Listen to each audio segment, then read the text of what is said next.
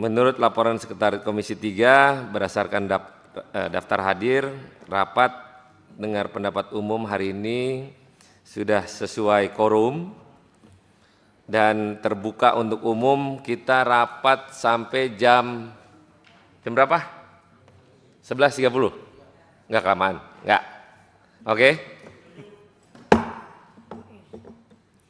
Kami menyampaikan terima kasih kepada anggota Komisi 3 DPR, Saudara Dr. Heri Firmansyah dan Dr. Oce Madril atas kesediaannya untuk menghadiri RDPU pada pagi hari ini. Untuk mempersingkat waktu, dipersilahkan untuk pertama kali Dr. Heri Firmansyah. Baik, terima kasih pimpinan Pak Dr. Ahmad Sahroni. Yang saya hormati dan saya banggakan juga anggota Komisi 3 DPR RI, salam takzim dari saya. Izin terlebih dahulu menyampaikan nanti mungkin poin-poin yang akan saya berikan, mudah-mudahan ini bukan duplikasi dari banyaknya materi yang sebenarnya sudah disampaikan juga dalam RDPU berkaitan dengan masukan terkait penyusunan naskah akademik dan rancangan undang-undang tentang perampasan aset terkait dengan tindak pidana. Izin Mas Oce mendahului. Saya mengambil pointers untuk penekanannya adalah dalam RUU perampasan aset ke depan, izin Bapak Ibu yang saya hormati sekali lagi dari Komisi 3 DPR RI, bahwa penekanannya dalam konteks prinsip negara hukum, dalam konsep RUU perampasan aset di mana yang kita tekankan adalah adanya kesetaraan dalam penegakan hukumnya, perlindungan hukum terhadap hak milik pribadi. Karena sependek pengetahuan dan pengalaman saya, bahwa dalam hal penegakan hukum ini yang memang agak sulit dicapai adalah masalah kesetaraan. Karena pada posisi kadang mindsetnya adalah bagaimana penegak hukum itu mungkin berdasarkan kewenangan yang dimiliki oleh undang-undang, mereka dapat melakukan tugas-tugas penegakan hukum yang semestinya harusnya berlandaskan pada hukum. Karena kita tahu juga bahwa pengaturan misal dalam Kitab Undang-Undang Hukum Acara Pidana yang baru, ya Undang-Undang 20 tahun 2025, ini kan menekankan kepada bagaimana kewenangan yang dilakukan itu dilakukan dengan dasar yang benar berdasarkan proses hukum acara yang tepat misalnya. Maka prinsip fair trial dalam hal ini juga penting diperhatikan dalam perampasan aset, karena kita tahu bahwa perampasan aset pasti diupayakan adalah dengan tindakan-tindakan sebelumnya, upaya paksa misalnya, apakah itu melalui proses penyitaan. Tapi kalau kita bicara dalam konteks perampasan aset, maka dalam hal ini adalah harus didahului oleh adanya putusan pengadilan. Mungkin itu mukadimah awal saya, izin untuk di next. Nah, ini adalah bicara tentang filosofi urgensinya, bahwa kita tahu bersama pengembalian aset kejahatan ini menjadi satu yang niscaya, yang pada saat ini memang dibutuhkan, karena trennya tidak hanya kemudian bicara tentang bagaimana menghukum seorang yang bersalah, tapi juga dalam konsepsi asas legalitas bahwa pelaku kejahatan itu tidak boleh lepas dari jeratan hukum, sehingga kemudian bisa menimbulkan yang kita sebut sebagai deterrent effect atau efek jera. Nah, maka konsepsi bagaimana mengembalikan kerugian negara ini lewat mekanisme perampasan aset menjadi penting. Belum lagi kalau kita lihat sebarannya dalam berbagai undang-undang, baik misalnya Undang-Undang Tindak Pidana Korupsi, Undang-Undang Nomor 31 Tahun 1999, Junto 20 Tahun 2001, dan juga ada di Undang-Undang Tindak Pidana Pencucian Uang, atau mungkin di sebaran lainnya di tindak pidana kehutanan, tindak pidana terorisme, tindak pidana narkotika. Itu juga sebenarnya ada pengaturan yang berkaitan dengan mekanisme perampasan aset. Karena sekali lagi kalau kita bicara perampasan aset ini ibaratnya dia adalah darah segar dari suatu kejahatan. Maka kalau dihentikan dia, maka berhentilah kejahatan tersebut, begitu. Salah satu kutipannya ada di dalam amanat pasal 18 Undang-Undang Tindak Pidana Korupsi, di mana disampaikan bahwa perampasan barang bergerak yang berwujud atau yang tidak berwujud, atau barang tidak bergerak yang digunakan untuk atau yang diperoleh dari tindak pidana korupsi, karena ini bicara tentang undang-undang korupsi. Nah, bicara dalam konteks yang lain berarti secara lex generalis ini juga sebagai pedoman yang dipakai dalam melakukan perampasan terhadap barang bergerak atau berwujud atau tidak berwujud tadi dalam konteks hukum pidana secara lex generalis tadi. Ini salah satu pointersnya, salah satu unsurnya. Izin Bapak Ibu. Next mungkin.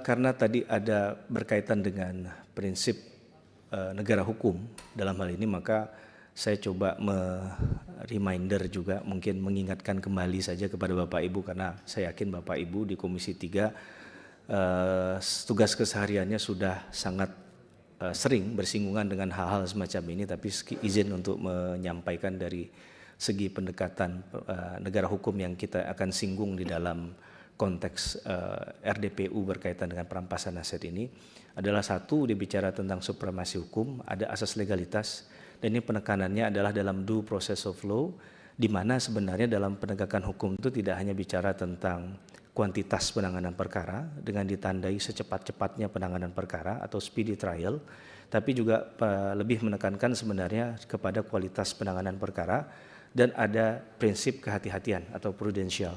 Nah, ini yang menurut saya dalam konteks perampasan aset menjadi sangat penting dan tidak boleh diabaikan, karena akan menimbulkan persoalan di kemudian hari. Mungkin di tataran teoritisnya tidak ada masalah, tapi ketika di tataran praktik untuk eksekusinya, bahkan pasca eksekusi menjadi satu persoalan yang besar. Mungkin nanti dalam perjalanan diskusi kita bisa sampaikan lebih jauh, atau dari masukan atau tanggapan dari teman-teman rekan Komisi 3 yang saya hormati dapat memberikan arahan terhadap hal itu, sehingga bisa jadi diskusi yang menarik berkaitan dengan asas legalitas dalam konsepsi due process of law tadi.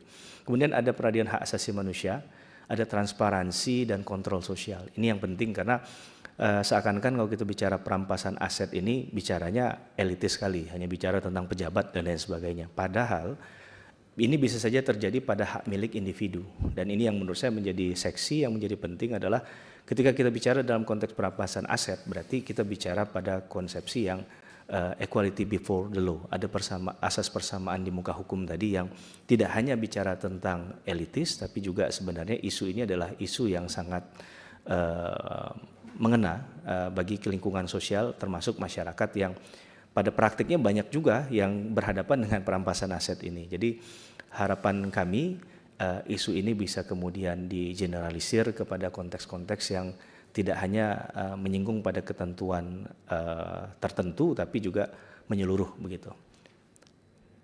Di next silakan. Nah, ini saya masuk kepada aset apa saja agar ada pembatasan, karena bicara tentang hukum, kita bicara dalam tujuan hukum itu salah satunya adalah kepastian hukum. Nah, dalam konteks kepastian hukum ini kita harus mengetahui adresatnya, apa saja yang kemudian menjadi pengaturan yang penting dalam aset yang dapat dirampas. Ini mungkin nanti juga akan jadi satu kajian yang menarik begitu ya, karena kalau mungkin di poin 1 saya lompat saja, adapun aset yang dapat dirampas misalnya adalah aset hasil tindak pidana atau diperoleh dari tindak pidana. Ini biasa umumnya sudah Bapak Ibu pahami dan ketahui betul ya, bahwa ada istilah, mungkin ada istilah instrumenta delicti dan corpora delicti, di mana dalam satu kejahatan itu ada alat yang digunakan untuk melakukan kejahatan, ada yang kemudian hasil dari kejahatan, dan keduanya itu adalah irisan yang dapat digunakan dalam pendekatan perampasan aset.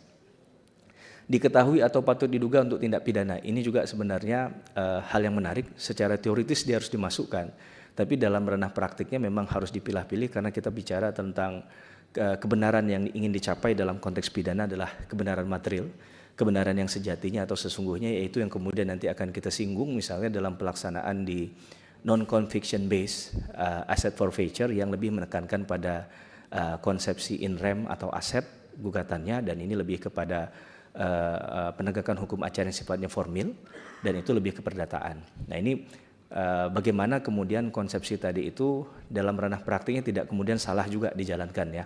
Seakan-akan kalau diketahui atau patut diduga ini ibaratnya doa sapu jagat gitu ya, yang semuanya bisa kemudian mengakomodir dari kepentingan penyidik untuk melakukan satu tindakan penegakan hukum tadi. Dan ini yang harus memang dipilah-pilih patut memang dimasukkan, tapi dalam pelaksanaannya perlu mungkin dia buat aturan-aturan teknis juga agar ini kemudian tidak disalahgunakan. Saya nanti akan memberikan contoh misalnya salah satu penggunaan pasal yang menarik yang mengatur sebenarnya secara umum mengenai hal itu berkaitan dengan Undang-Undang Tipikor misalnya di pasal 38B, di mana dari awal itu ketika memang ini mau dikatakan sebagai perampasan aset itu sudah disampaikan dari awal dalam proses penuntutan. Nah, sehingga itu bisa menjadi elaborasi yang menarik ketika di proses pembuktian. Ada upaya untuk bisa memberikan peluang orang itu untuk membuktikan secara pembalikan beban pembuktian, istilahnya ada reversal burden of proof, bahwa memang aset yang diperoleh itu bukan dari aset tindak pidana misalnya, sehingga kebenaran materialnya tadi dapat diungkap di sana. Kemudian ada aset lain sebagai pengganti aset dirampas negara, aset yang tidak seimbang dengan profil. Nah, ini yang menarik bicara tentang mungkin ada unwealth. Yang unwealth ini adalah sesuatu yang dia secara kekayaan dapat dihitung, tapi didapat dari mana, diperoleh dari mana, itu yang kemudian juga menjadi persoalan yang kemudian seakan-akan kadang ada pintu masuk dari penegakan hukum di sana. Nah, ini saya rasa perlu ada izin Bapak Ibu yang saya hormati di Komisi 3 bisa dibuat aturan yang lebih jelas, karena kita bicara tentang konsepsi asas legalitas dalam hukum pidana adalah bicara tentang lex serta, lex scripta, dan lex stricta. Dia harus jelas, tegas, bahkan di KUHP yang baru, izin Pak Ketua Pimpinan Komisi 3, Bang Ahmad Sahroni, itu kan sudah disampaikan tidak boleh ada analogi misalnya. Nah, ini tentu jangan sampai ada tafsiran-tafsiran yang kemudian membuat semangat untuk penegakan hukum perampasan aset ini menjadi keluar dari tracknya begitu. Bisa di next. Ini sorry sebelum lanjut.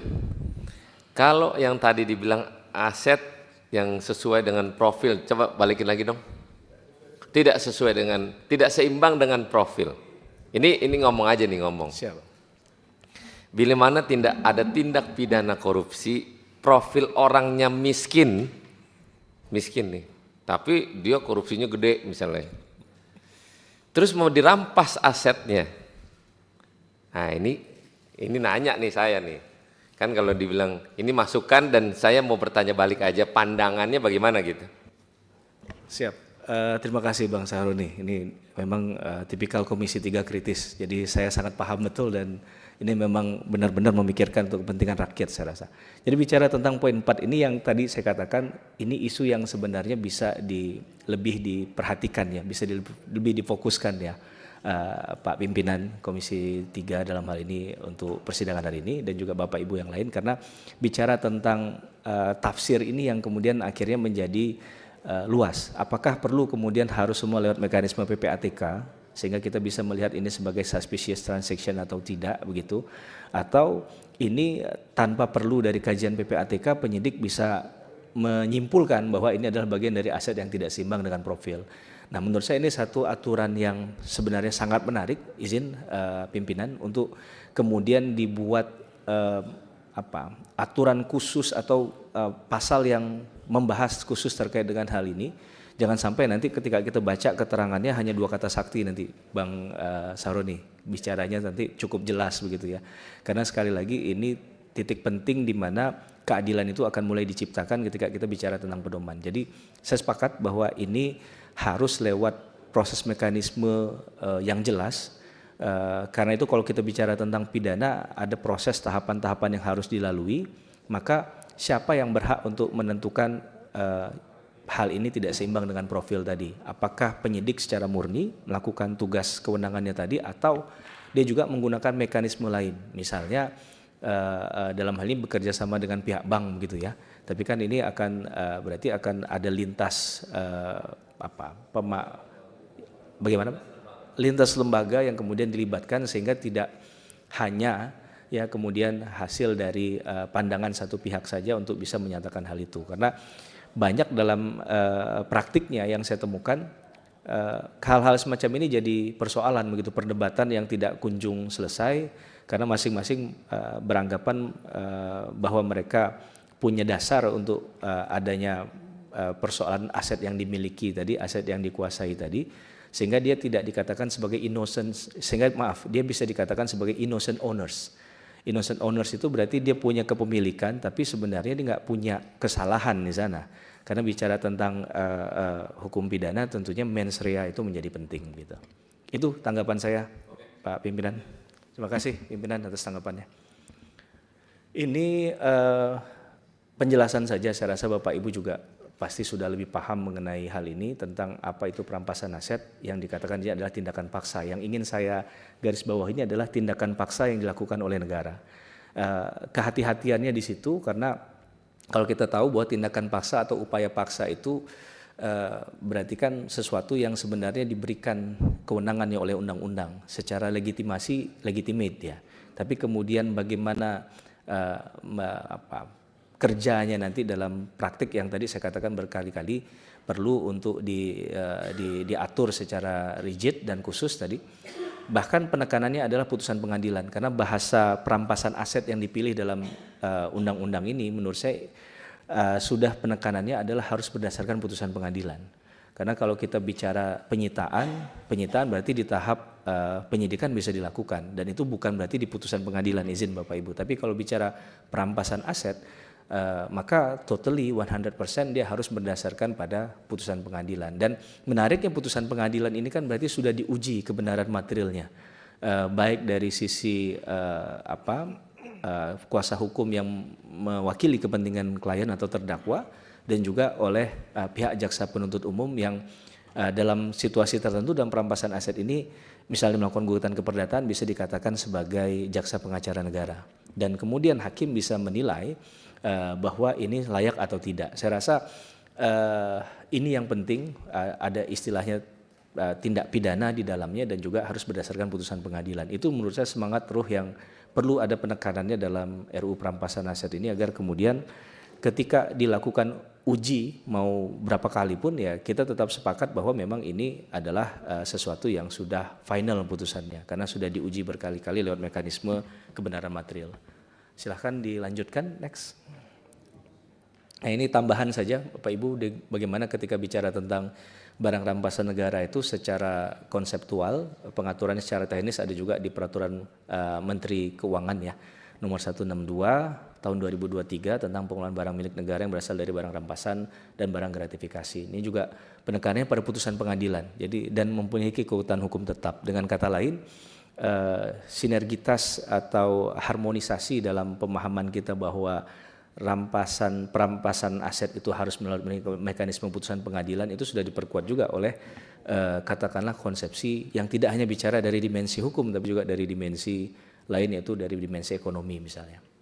Karena ini bicara tentang tadi hak milik, hak pribadi, hak individu yang perlu pengaturannya agar kemudian tidak dilakukan secara misalnya mal prosedural gitu.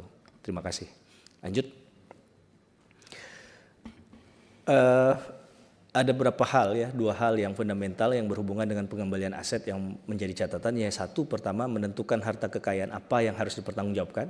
Itu adalah pintu masuk awal menurut saya untuk kemudian bisa masuk ke ranah kedua yaitu menentukan dasar penyitaan. Jadi harus tahu dulu harta kekayaan apa yang dipertanggungjawabkan baru kemudian dasar penyitaannya. Ini saya kutipkan ada di UNCIC ya, walaupun UNCIC ini lebih banyak kepada non-conviction based ya. Dalam hal ini pelaksanaannya ada 4 tahapan, ada pelacakan, kemudian juga ada pembukuan, penyitaan dan berakhir pada pengembalian dan penyerahan aset. Penekanannya adalah bahwa pelacakan aset dalam hal ini dokumentasi dari penilaian listing atau list dari daftar apa saja yang akan dilakukan perampasan itu menjadi penting. Jadi bank data mengenai hal ini menjadi sangat penting dan saya rasa penyidik harus karena kewenangannya sudah ditambah ya dengan perampasan aset ini, dia punya kewenangan untuk melakukan tugas-tugas perampasan aset, maka kemungkinan besar kerjanya juga akan banyak bersinergi dengan pihak lain agar ini bisa mendapatkan satu data fakta yang faktual di lapangan. Bisa dilanjutkan?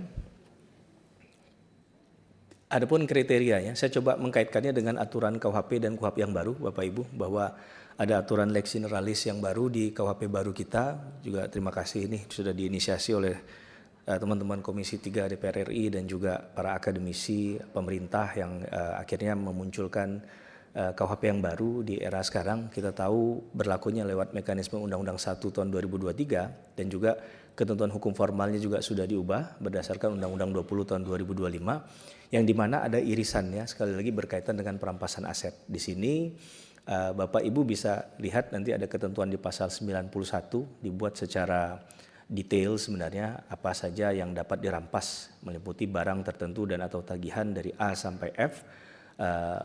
Dalam hal ini semuanya ada kata tindak pidana. Ini yang menarik sekali lagi.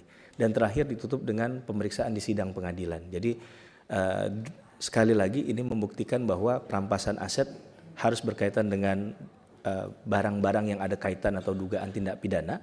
Dan yang terakhir adalah dilakukan proses pemeriksaan di sidang pengadilan sampai pada putusan nantinya.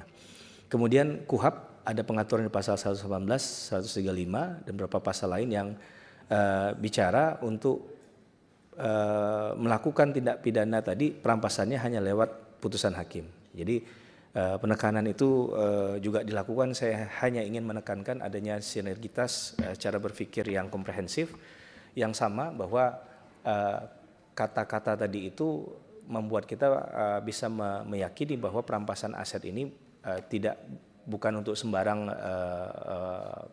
katakanlah tindakan yang dilakukan, tapi harus ada kaitan dengan tindak pidana. Karena bisa saja dalam perampasan aset itu ada tindakan hukum yang dilakukan di luar dari pidana secara keperdatan atau secara administrasi. Gitu.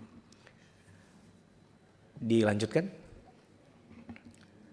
Ini mungkin tambahan saja bahwa saya mengutip dari pasal 81 Undang-Undang 8 tahun 2010.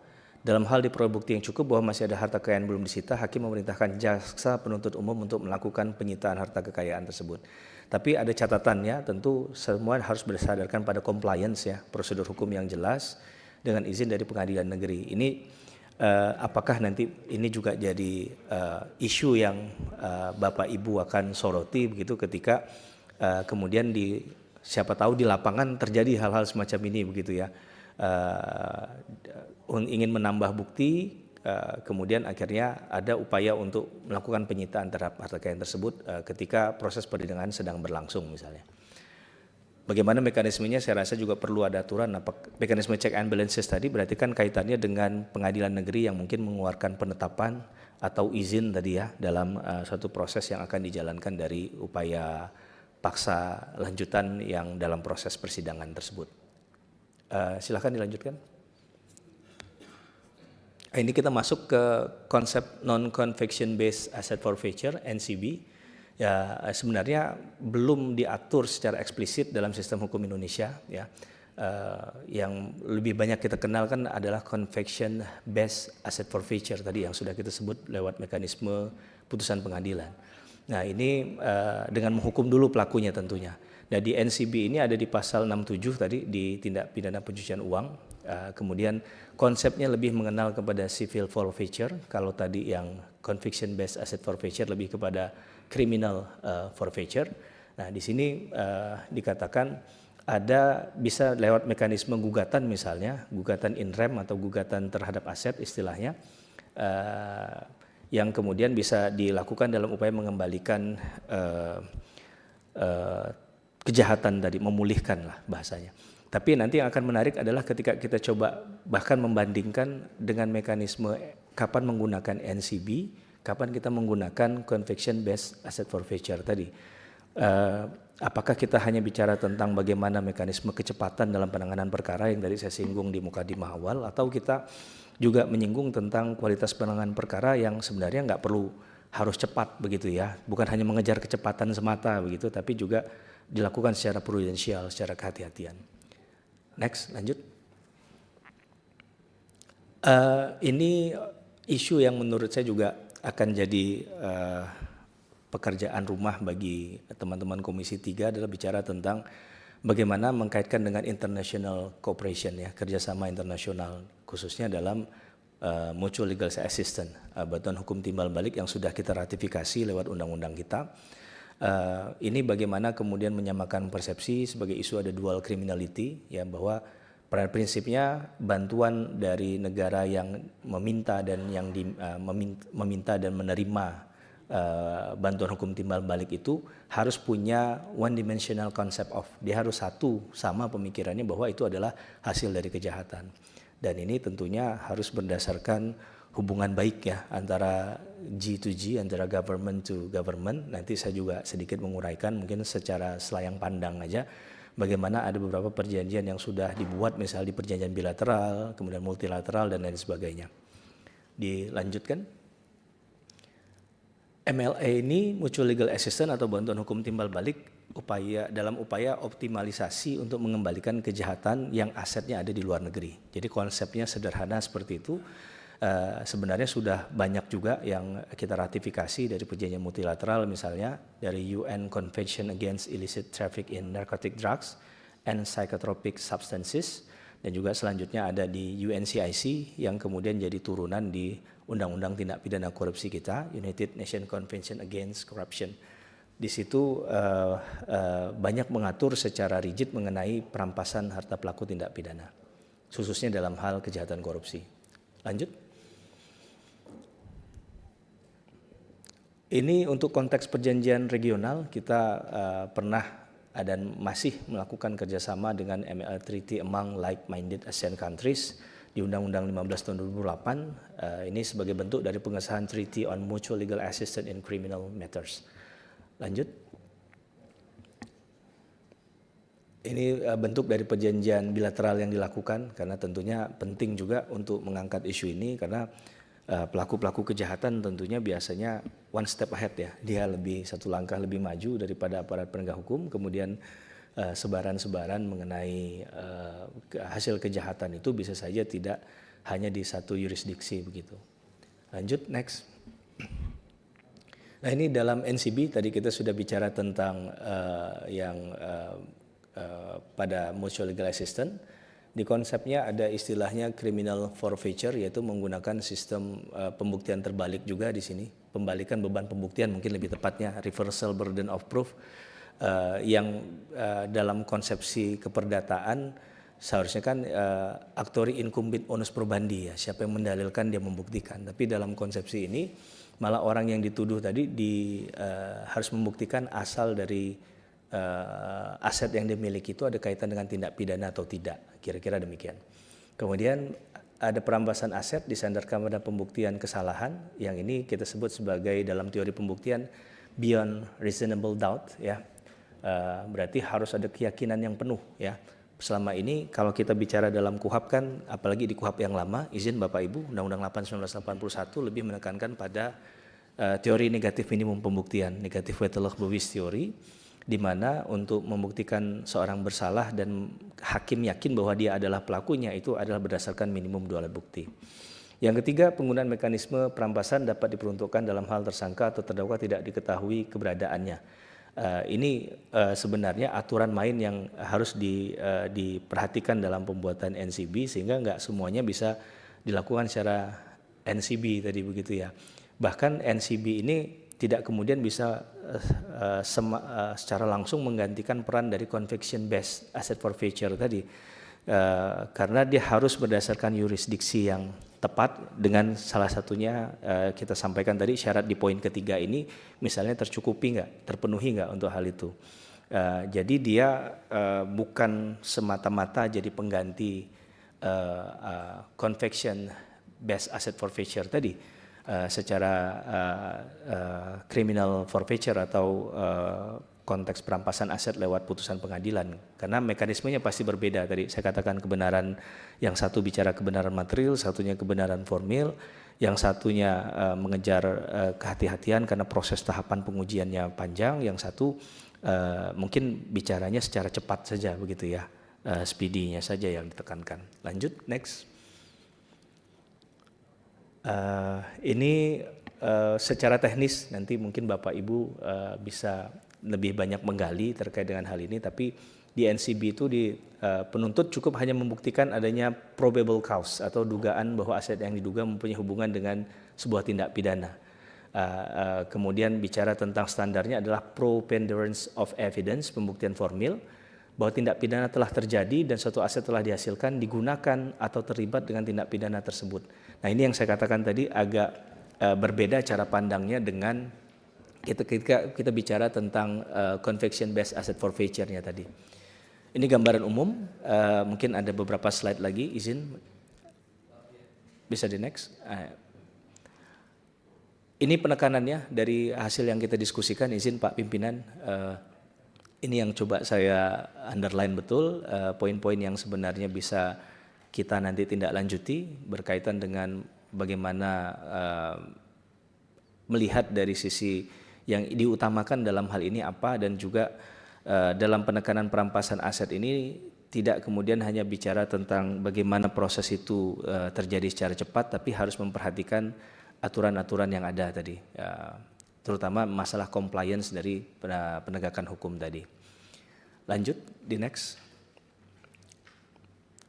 Ini yang tadi kita singgung di awal, pasal 38B, nanti Bapak Ibu mungkin dapat memberikan juga catatan atau masukan berkaitan dengan poin ini, karena menurut saya ini salah satu poin yang sebenarnya sudah cukup baik dan menarik ya untuk bicara tentang konsep conviction based asset forfeiture tadi.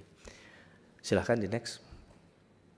Ini secara perbandingan, izin Bapak Ibu, ada perbandingan dengan tindakan yang tadi sebenarnya sudah kita sampaikan di narasi-narasi awal penyampaian gagasan tersebut. Ini nanti mungkin bisa dibaca juga berkaitan dengan apa tindakan yang kemudian dilakukan dalam konteks criminal forfeiture, sudah izin kita pisah-pisahkan begitu. Hasil dari penelusuran dokumentasi akademik yang kami peroleh juga, mungkin nanti ada masukan dari Bapak Ibu atau ada sanggahan atau ada diskusi, izin berkenan nanti disampaikan. Lanjut, next. Ini sudah tadi, silahkan di. Nah, ini ranah pro justisia yang melakukan biasa adalah teman-teman kejaksaan, KPK. Tadi ada ada sisi administrasi yang dilakukan, dan itu ada di Dirjen Kekayaan Negara di Kementerian Keuangan. Maka ini juga sektor-sektor yang menjadi catatan penting agar pembuatan RUU perampasan aset ini memiliki sinergitas dan juga harmonisasi dengan berbagai undang-undang lain atau undang-undang organik yang diatur secara khusus dalam satu institusi. Lanjut. Ini sudah. Di next. Sudah, next. Di next saja. Nah, penutup, izin Bapak Ibu, saya bacakan secara khusus begitu ya, secara lengkap, bahwa menyita dan merampas hasil dan instrumen tindak pidana dari pelaku tindak pidana tidak saja memindahkan sejumlah harta kekayaan dari pelaku kejahatan kepada masyarakat, tetapi juga akan memperbesar kemungkinan masyarakat untuk mewujudkan tujuan bersama, yaitu terbentuknya keadilan dan kesejahteraan bagi semua anggota masyarakat. Saya yakin dan percaya itu legal standing kita untuk menggulirkan sesegera mungkin perampasan aset ini. Tapi tentunya tidak boleh dilupakan kalimat lanjutan dari hal itu, yaitu bahwa Undang-Undang Dasar Negara Republik Indonesia tahun 1945 pasal 28D ayat 1 menyatakan bahwa setiap orang berhak atas pengakuan jaminan, perlindungan dan kepastian hukum yang adil serta perlakuan yang sama di hadapan hukum. Sementara itu pasal 28H ayat 4 menyatakan bahwa setiap orang berhak mempunyai hak milik pribadi dan hak milik tersebut tidak boleh diambil alih secara sewenang-wenang oleh siapapun. Mungkin itu sebagai penutup dari apa yang saya sampaikan pada pagi hari ini. Maklum Bapak Ibu, kalau dosen itu diberikan kesempatan bisa 2 hari Pak Pimpinan nggak selesai-selesai, jadi harus dibatasi. Terima kasih atas perkenaannya, atas atensinya Bapak Ibu. Mohon maaf jika ada kekurangan. Saya tutup, wabillahi taufik wal hidayah. Wassalamualaikum warahmatullahi wabarakatuh. Selamat pagi, salam sejahtera buat kita semua. Terima kasih. Terima kasih Pak Dr. Heri. Silakan Pak Dr. Oce.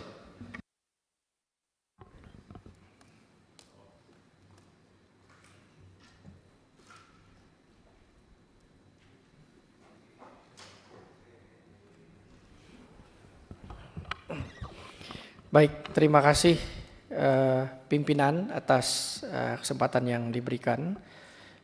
Para anggota Komisi 3 DPR RI yang saya hormati, kemudian tim dari Badan Keahlian DPR RI yang saya hormati, termasuk para tenaga ahli yang hadir pada pagi hari ini, dan kolega saya Dr. Heri Firmansyah, sesama akademisi hukum yang tadi sudah menyampaikan beberapa pandangan terhadap RUU perampasan aset. Assalamualaikum warahmatullahi wabarakatuh. Selamat pagi Bapak Ibu yang terhormat, anggota Komisi 3. Saya dalam kapasitas sebagai akademisi yang selama ini mungkin memperhatikan atau mengikuti wacana pembahasan atau penyusunan RUU perampasan aset. Sebetulnya gagasan ini sudah lama ya, kita lihat bahwa di pemerintahan sebelumnya juga ada politik hukum yang sangat kuat untuk membahas dan membentuk RUU khusus soal perampasan aset begitu. Tapi nampaknya gagasan ini berlanjut sampai saat ini, dan saya kira secara politik hukum Presiden, DPR, dan banyak kalangan itu sudah memberikan dukungan terhadap pembahasan RUU perampasan aset. Jadi saya sangat mengapresiasi RDPU pada pagi hari ini, di mana DPR sudah bergerak lebih jauh untuk membahas poin-poin atau substansi gagasan yang harusnya tercakup di dalam RUU yang kita tunggu bersama ini. Dan menjadi lebih spesial karena kita duduk di sebuah ruangan yang akhir-akhir ini viral ya, Pak Dr. Heri, Bapak Ibu, luar biasa, patut kami apresiasi. Akhir-akhir ini viral dan kita berada di ruangan ini gitu. Baik, saya lanjutkan. Mungkin catatan-catatan saya tidak runtut seperti struktur undang-undang atau struktur naskah akademik, tetapi ini catatan-catatan yang saya berikan secara lebih global, dan mudah-mudahan ini sangat nanti mudah-mudahan terkait dengan pembahasan RUU yang sedang dilakukan. Tentu saja kalau kita melihat regulasi existing yang kita punya, maka sebetulnya bicara mengenai perampasan aset, kita harus akui bahwa kita tidak berangkat dari nol. Kita punya instrumen hukum lain yang sebetulnya bisa kita gunakan untuk melakukan perampasan aset yang berkaitan dengan tindak pidana.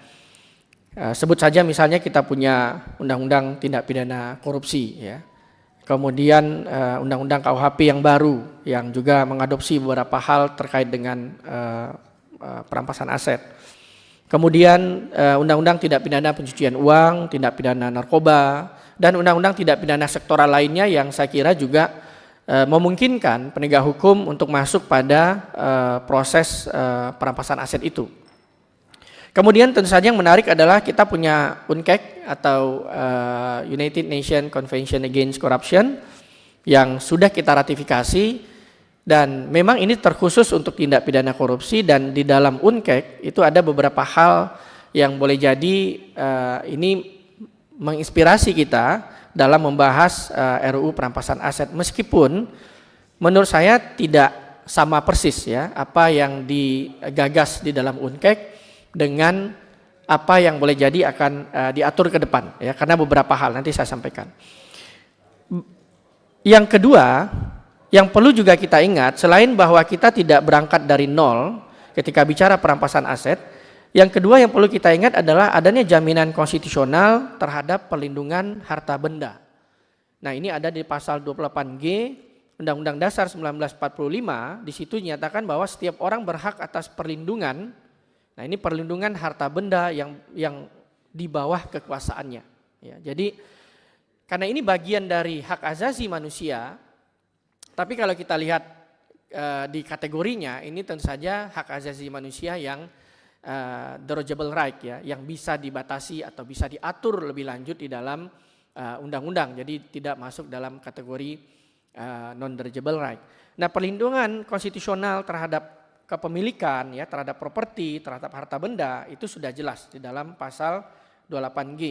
Jadi frame ketika kita bicara politik hukum perampasan aset, menurut hemat saya kita harus memperhatikan bagaimana ketentuan konstitusi di pasal 28G yang juga untuk menyeimbangkan bagaimana penegakan hukum itu di satu sisi berjalan, tetapi di sisi lain kita perlu juga memperhatikan ada perlindungan konstitusional terhadap harta benda atau kepemilikan pribadi. Dan di dalam beberapa putusan Mahkamah Konstitusi, perlindungan terhadap harta benda atau kepemilikan pribadi itu sejalan dengan pasal 28D ayat 1. Nah, pasal 28D ayat 1 itu adalah jaminan kepastian hukum yang diberikan terhadap harta benda yang itu berada di kekuasaan seseorang ya, atau kepemilikan properti. Catatannya adalah bahwa memang konstitusi kita melindungi jaminan terhadap kepemilikan atau harta benda. Oleh karena itu maka ketika ada rumusan sebuah regulasi yang dalam tanda kutip akan merampas jaminan perlindungan hukum tersebut terhadap harta benda itu, maka pengaturannya tidak boleh sewenang-wenang. Tadi juga Dr. Heri menyampaikan bahwa pengaturan ke depan mengenai perampasan aset itu harus berada dalam framing konstitusi pasal 28G dan 28D ayat 1, sehingga ketika kita merumuskan sebuah regulasi yang nantinya kita bisa prediksi karena ini akan bersentuhan dengan hak asasi manusia, kepemilikan seseorang, maka tidak boleh pengaturan itu bernuansa sewenang-wenang ya. Jadi harus ada keseimbangan antara kekuasaan negara yang itu diberikan dalam undang-undang ke depannya melalui penyidik itu, melalui jaksa pengacara negara atau penuntut, dengan hak pribadi atau hak seseorang yang juga harus dilindungi secara konstitusi. Jadi harus ada keseimbangan kekuasaan yang diberikan kepada negara dan perlindungan hukum yang diberikan kepada individu atau pribadi sebagai pihak-pihak yang boleh jadi nanti akan dikenai oleh regulasi itu. Itu yang kedua. Yang ketiga menurut saya adalah hal-hal mendasar ini harus perlu disepakati. Hal-hal mendasar ini penting untuk melihat bagaimana arah pengaturan undang-undang perampasan aset ke depan. Sebelum kita bicara lebih jauh mengenai hukum acara, mengenai bagaimana penyidik dan jaksa bertindak ke depannya, hal-hal mendasar ini harus disepakati terlebih dahulu. Pertama menurut saya, karena undang-undang ini bicara mengenai perampasan aset, terlepas dari perdebatan istilah perampasan aset ya, apakah menggunakan istilah pemulihan, recovery dan lain sebagainya, maka yang paling penting adalah apa yang dimaknai dengan aset ya, apa yang dimaknai dengan konsep aset yang kemudian akan diatur. Secara sederhana saya melihat dalam perdebatan atau diskusi yang berkembang, ini nampaknya aset yang akan diatur itu adalah aset yang sifatnya terbatas. Jadi bukan aset ya dalam pengertian umum, tetapi aset dalam pengertian spesifik, yaitu yang berkaitan dengan tindak pidana. Kalau kita bicara aset dalam pengertian hukum administrasi, misalnya aset negara, maka itu semuanya akan dinilai ya. Kekayaan, tangible, intangible, movable atau bergerak dan tidak bergerak dan seterusnya, tanpa melihat kemudian keterkaitannya dengan pidana atau tidak. Yang penting di situ adalah sumber perolehannya. Kalau sumber perolehannya bermasalah, mencurigakan dan seterusnya, maka aset itu kemudian bisa ditelisik lebih jauh. Jadi secara umum, kalau ini yang kita gunakan, maka tentu nanti arah pengaturannya akan ke sana begitu ya. Tetapi nampaknya menurut saya pemaknaan aset di sini adalah aset yang lebih kepada pemaknaan khusus, yaitu aset yang berkaitan dengan tindak pidana begitu. Nah, kalau kita kembali ke UNCAC, di situ ada definisi atau konsep properti. Konsep properti di konvensi internasional tersebut ini dimaknai secara umum yaitu setiap sesuatu ya, barang bergerak tidak bergerak ya, tangible intangible, termasuk juga dokumen-dokumen yang itu bernilai, itu bisa kemudian masuk dalam konsep properti. Artinya konsep UNCAC ini sangat luas dan sangat umum memaknai konsep properti yang kemudian kalau kita kaitkan dengan konsep berikutnya di dalam UNCAC, karena boleh jadi ini paling dekat ya dengan isu recovery aset, yaitu soal illicit enrichment, maka pemaknaannya menjadi sangat global karena di dalam perspektif UNCAC illicit enrichment, ini maknanya adalah setiap penambahan aset dalam tanda kutip yang mencurigakan.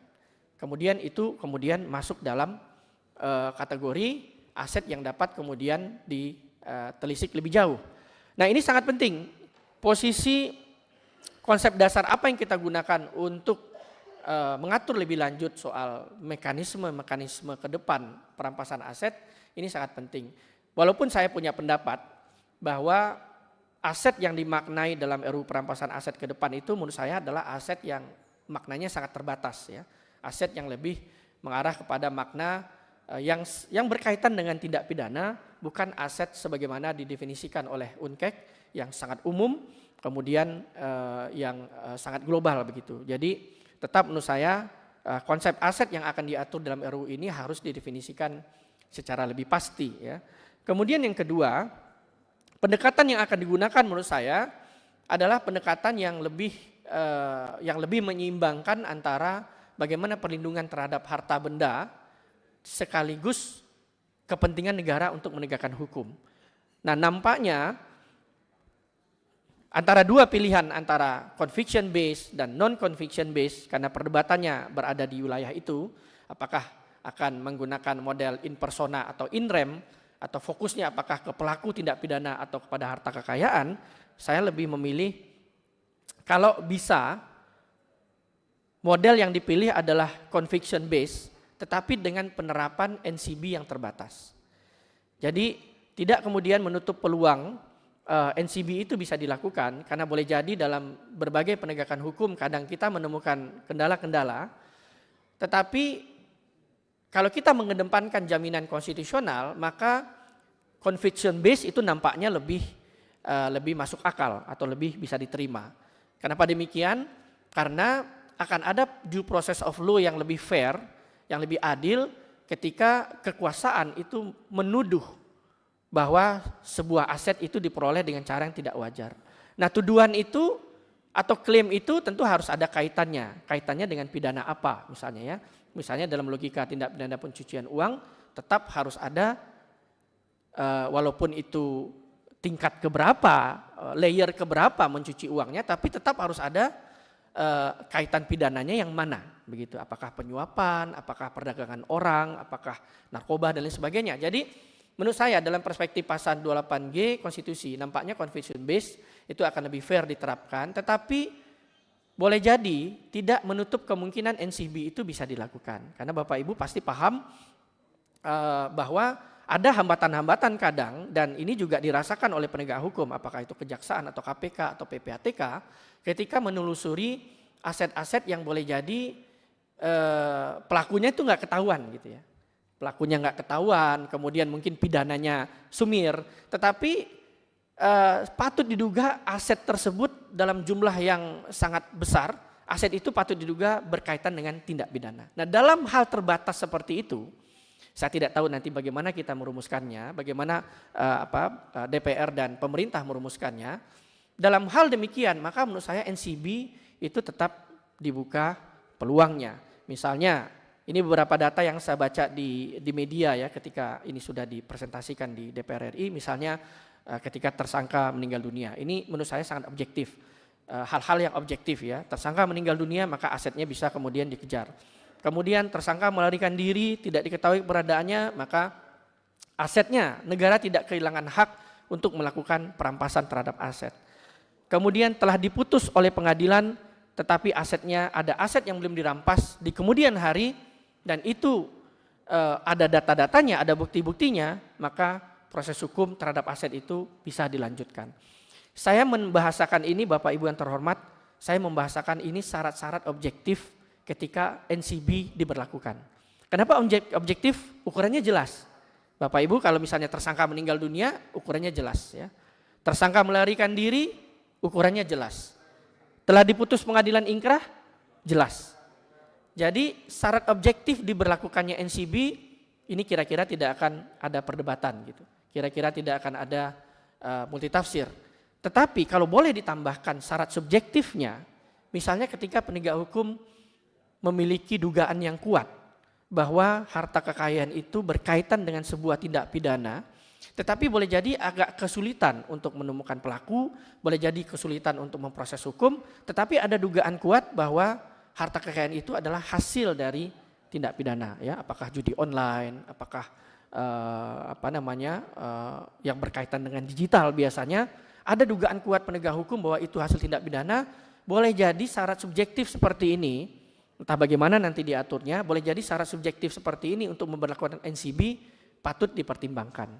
Nah, dengan catatan bahwa kalaupun kondisi subjektif itu terjadi, dengan catatan tentu saja prosesnya tentu melalui due process of law yang fair ya. Ada pihak-pihak yang nanti mengklaim, yang kemudian merasa itu adalah kepemilikan pribadi yang sah, ya boleh melakukan perlawanan.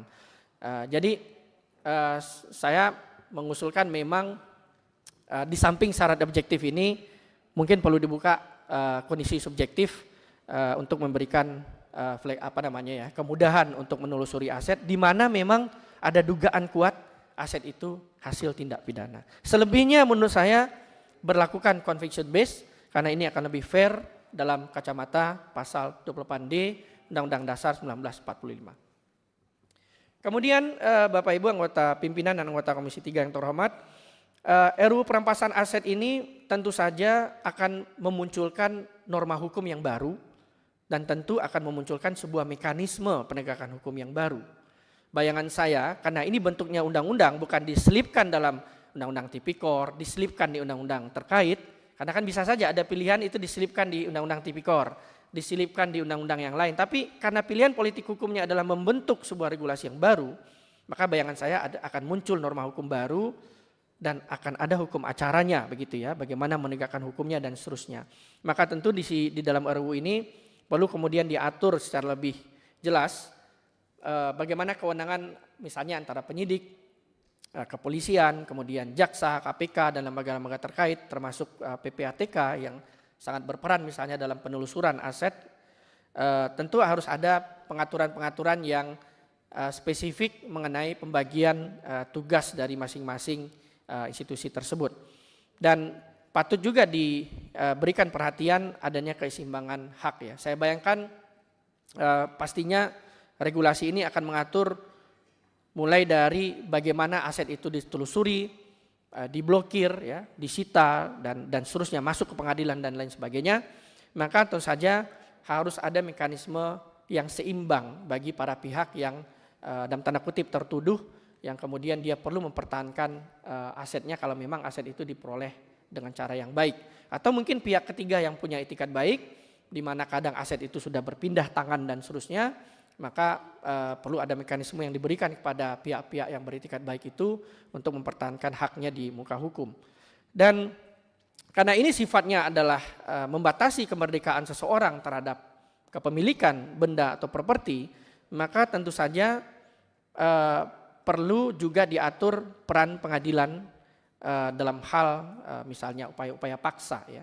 Nah, saya melihat karena ini ada hubungannya dengan aset atau dalam tanda kutip ya kemampuan ekonomi seseorang atau sejumlah pihak, maka tentu saja ketika upaya-upaya paksa itu dilakukan, maka penting untuk memikirkan bagaimana peran pengadilan sebagai upaya kontrol terhadap penegak hukum, misalnya dalam hal blokir ya, dalam hal sita. Karena kalau misalnya kita membayangkan aset seseorang itu disita atau diblokir, maka tentu akan ada dampak ekonomi tentu saja. Maka tindakan-tindakan semacam ini boleh jadi perlu juga dijustifikasi atau diawasi oleh pengadilan ya dalam bentuk memberikan izin misalnya.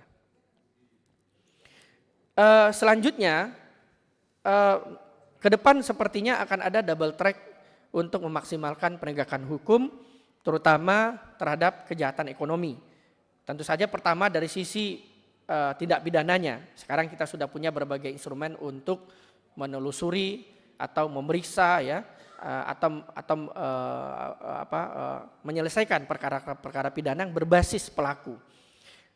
Track berikutnya yaitu perampasan aset, di mana boleh jadi ini akan menggunakan kombinasi model pidana dan perdata atau tata usaha negara untuk menelusuri aset, kemudian melakukan penyitaan terhadap aset, di mana track berikutnya yang akan disusun ini adalah track yang lebih memperhatikan soal mengadili asetnya ya, harta yang berkaitan dengan tindak pidana. Jadi saya membayangkan kalau double track ini berjalan, tentu saja kalau harapan dari pemerintah dan DPR kalau ini kemudian dibentuk ya double track ini berjalan, maka tentu harapannya pemulihan atau aset recovery ya, atau pengembalian aset hasil kejahatan itu bisa lebih maksimal tentu saja. Ini boleh jadi bagian terakhir dari apa yang ingin saya sampaikan Bapak Ibu yang terhormat mengenai aspek kelembagaan ya, ada sedikit typo mengenai aspek kelembagaan, karena nampaknya ketika undang-undang ini akan disusun, akan dibahas dan kemudian nanti akan berlaku, tentu saja akan ada kewenangan yang menguat. Boleh jadi akan ada entah itu kewenangan penyidik, jaksa pengacara negara dan seterusnya, akan ada penambahan kewenangan, termasuk di ujung menurut saya di hilir ketika kita bicara bagaimana mengelola aset rampasan itu. Nah, ini boleh jadi tidak ada regulasi khusus yang bicara mengenai bagaimana mengelola aset rampasan. Selama ini kita menggunakan model ada rubasan ya, ada Badan Pemulihan Aset, mungkin ada juga di JKN ya, yang kalau itu dirampas maka dia menjadi barang milik negara, Kemenkeu ada peran di sana. Nah, ke depan menurut saya perlu kemudian aspek kelembagaan ini ditata, terutama terkait dengan fungsi pengelolaan aset ke depan. Karena nampaknya Bapak Ibu kalau kita melihat data misalnya di Kejaksaan Agung, mereka berhasil menyita datanya beda-beda ya, mungkin saya kutip aja salah satu data mungkin sampai angka 800 triliun dalam bentuk, apakah itu dalam bentuk lahan, dalam bentuk tanah, bangunan, saham mungkin, atau konsesi mungkin ya, pertambangan dan seterusnya, dan itu luar biasa besarnya. KPK misalnya, saya kutip laporan KPK 2020-2024, itu yang dikembalikan itu sebesar 2,5 triliun. Memang agak beda jauh dengan kejaksaan, tetapi ini juga bentuknya juga ada tanah, bangunan, mungkin juga aset kendaraan dan lain sebagainya. Nah, ketika undang-undang ini dibentuk ke depan, maka tentu ada harapan upaya untuk merecovery aset atau mengembalikan aset yang berkaitan dengan tindak pidana. Ini nampaknya akan lebih kuat ketika ada undang-undang baru. Maka tentu secara logika yang penalaran yang wajar, tentu aset yang akan dikelola itu, aset rampasan yang akan dikelola itu akan lebih besar. Sehingga menurut saya butuh kapasitas lembaga yang lebih besar, lebih kuat. Pertama mungkin secara kewenangan akan lebih kuat. Kemudian secara struktur kelembagaan kedudukan perlu lebih kuat. Kemudian mungkin dasar hukumnya otomatis lebih kuat karena dia diatur di Undang-Undang Perampasan Aset. Maka oleh karena itu memang saya mengusulkan akan lebih baik kalau lembaga itu berada di bawah presiden. Di samping untuk menunjukkan bahwa lembaga ini adalah lembaga yang penting dalam pemerintahan saat ini, juga untuk menunjukkan bahwa ada penguatan dari aspek kelembagaan, kewenangan, dan dasar hukum. Sehingga fungsinya akan jauh lebih kuat. Tentu saja kewenangan yang diberikan kepada lembaga ini, lembaga pengelola ini adalah kewenangan yang dari hulu hingga hilir ya, mulai dari penyimpanan, pemeliharaan, pemanfaatan, ini yang paling penting juga. Jangan sampai aset rampasan itu kemudian turun nilai ekonominya misalnya, atau menjadi rusak atau menjadi tidak berharga sama sekali. Maka perlu difikirkan juga model pengelolaan yang baik, termasuk juga dalam hal kalau memang ada pihak ketiga yang terbukti memiliki itikat baik dan itu harus dikembalikan aset itu kepada mereka. Jadi tata cara pengelolaan aset ini perlu diatur, perlu dapat porsi pengaturan dalam RUU ini. Jadi RUU ini harapannya menurut saya tidak hanya mengatur soal penegakan hukumnya, tapi juga bagaimana aset ini dikelola sehingga aset itu memberikan nilai tambah kepada negara, kepada perekonomian mungkin ya, kepada publik secara lebih umum. Sehingga undang-undang ini jangan dinilai hanya undang-undang yang bersifat pidana gitu, pimpinan dan Bapak Ibu para anggota Komisi 3, tapi juga undang-undang sebetulnya yang ada nilai ekonominya juga bagi kepentingan publik. Terima kasih, mungkin itu saja yang bisa saya sampaikan. Terima kasih atas perhatian dan kesempatan yang diberikan pimpinan dan anggota Komisi 3. Assalamualaikum warahmatullahi wabarakatuh. Terima kasih Dr. Oce, ini mantan Ketua Pusat Kajian Anti Korupsi ya. Pak Dr. Oce dan Pak Heri, terima kasih sudah memberikan masukan ini, dan kita berharap RDPU ini sampai masa nanti Undang-Undang Perampasan Aset yang kita maknai jangan sampai ini menjadi tempat abuse of power oleh aparat penegakan hukum. Kita nggak mau nih, kita nggak mau ini barang seolah-olah menyiasati atas perlakuan akan terjadi hengki-pengki. Hengki-pengki nih. Ini coba Om Hinca bahasanya apa ini ceritanya hengki-pengki ini?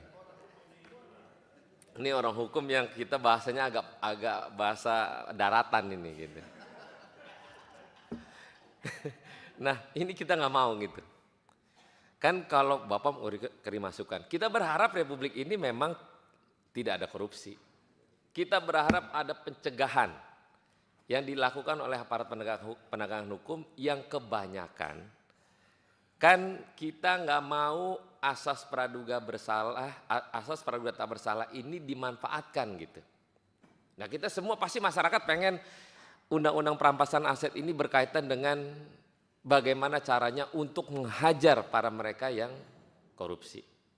Nah tapi ini adalah diskusi kepada bapak-bapak sekalian yang para ahli hukum, yang kita memang di mitra hukum ini kita pengen juga dipahamin oleh banyak pihak.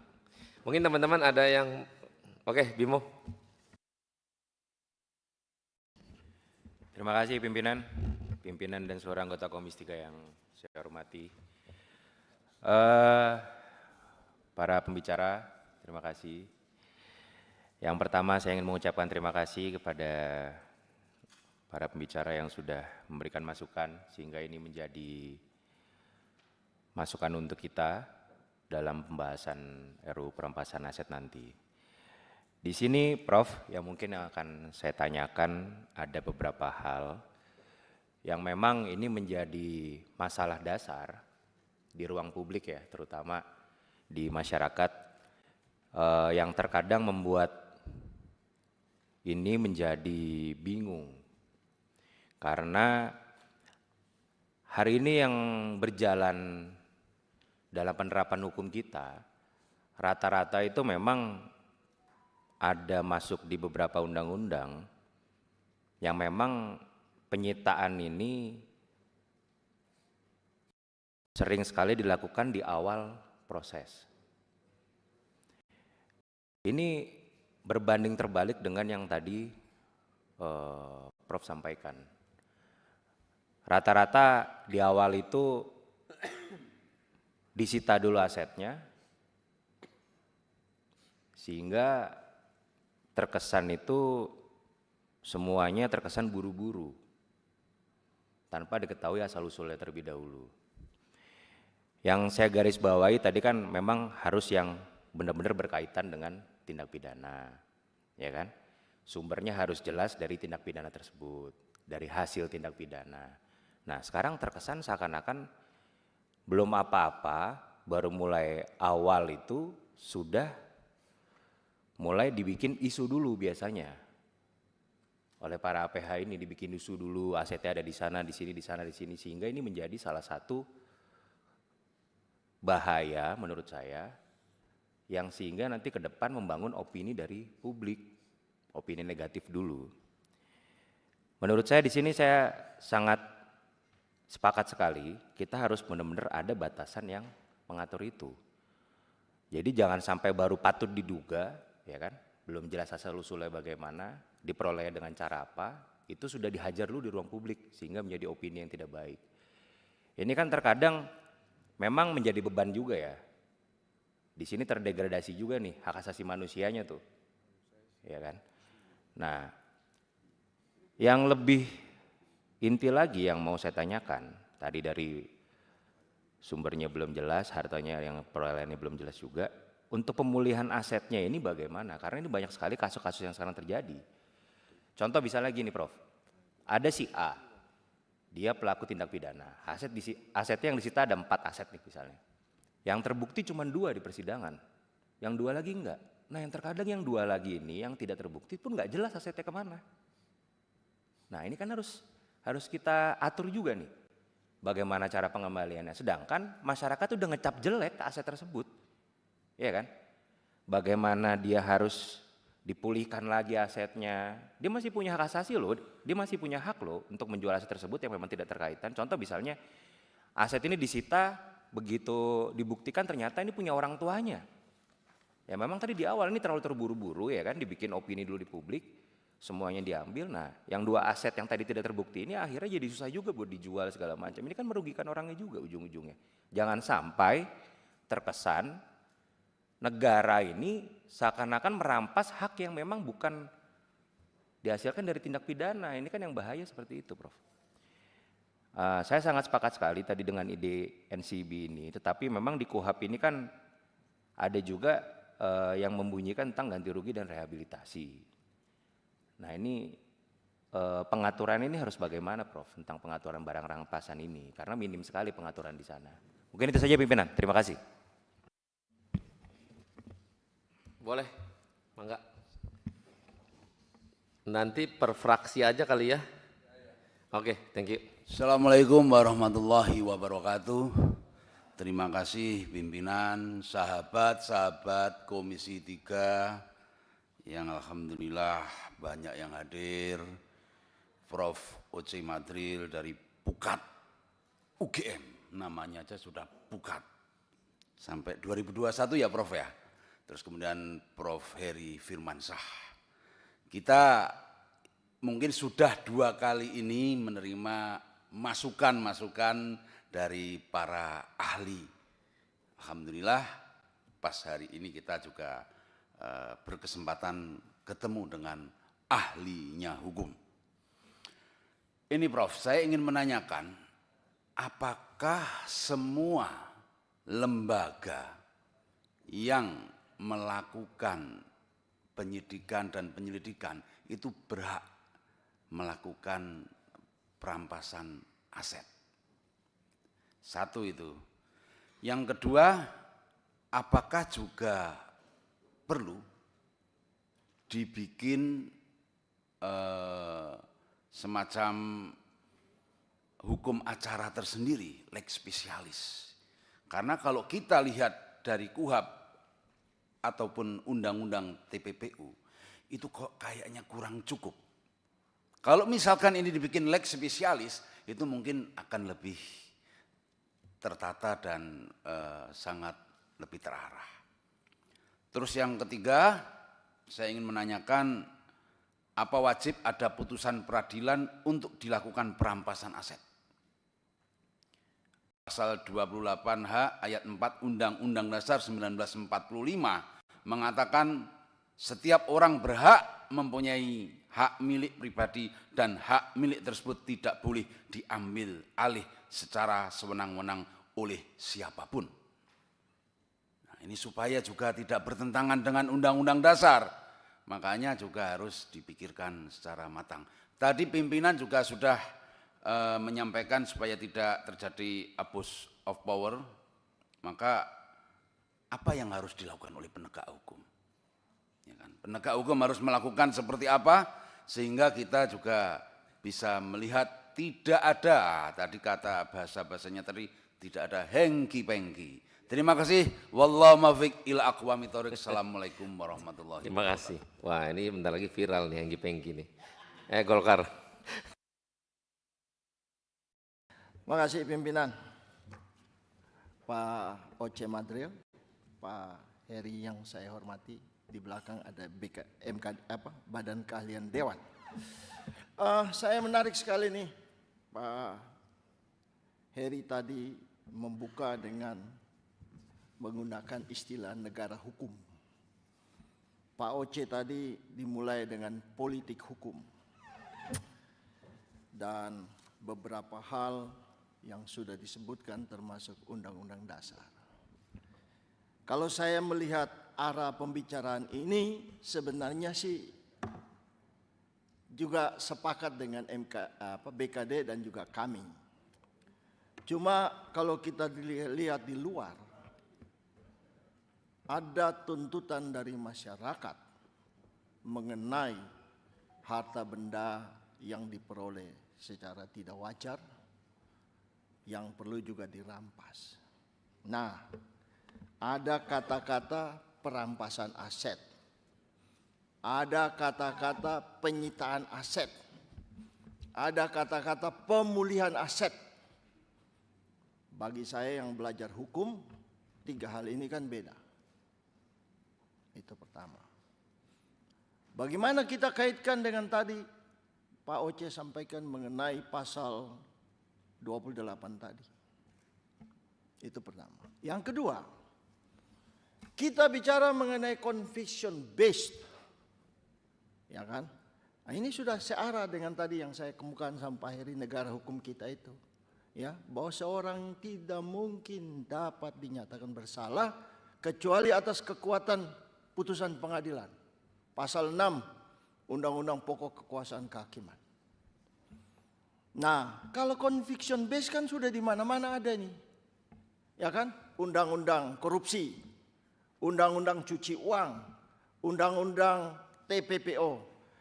Kalau kita bicara secara teknis, ya, kalau korupsi itu delik material. Harus dibuktikan dulu. Nah, bagaimana orang punya harta dirampas tanpa ada pembuktian? Kalau TPPO dan sebagainya ini delik formil, oke. Sesuai aturan bisa. Nah, ini persoalan kita. Ya kan? Berikutnya, kalau kita bicara mengenai tadi Pak Oce sampaikan, saya sepakat NCB tapi terbatas. Kalau dia melarikan diri, meninggal dunia, melarikan diri dan yang lain, ya. Kalau melarikan diri dan sebagainya, bagaimana penafsiran kita mengenai pasal 6 tadi? Orang nggak boleh dinyatakan bersalah kecuali atas kekuatan putusan pengadilan. Kalau meninggal dunia, bagaimana dengan doktrin yang kita pelajari bahwa pidana itu hapus manakala orang itu meninggal, daluarsa atau nebis in idem. Ya kan, hapusnya pidana itu karena tiga hal itu. Nah, inilah yang harus kita bicarakan.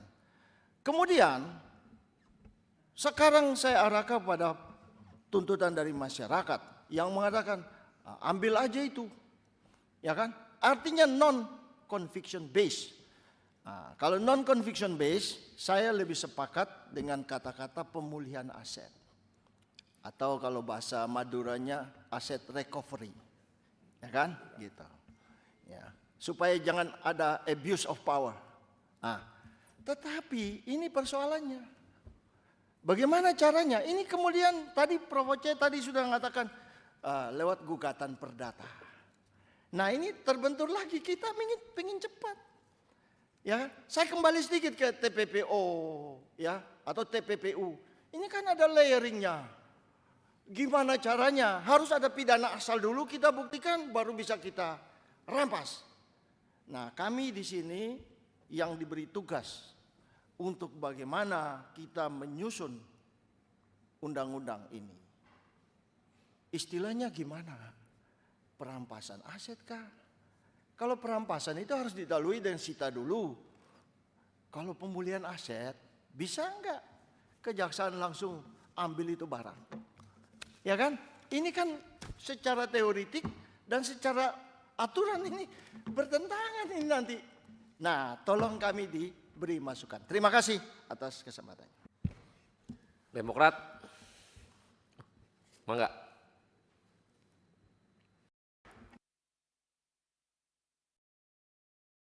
Terima kasih pimpinan yang saya hormati dan juga para anggota, para narasumber, profesor dari Pukat ya Pak.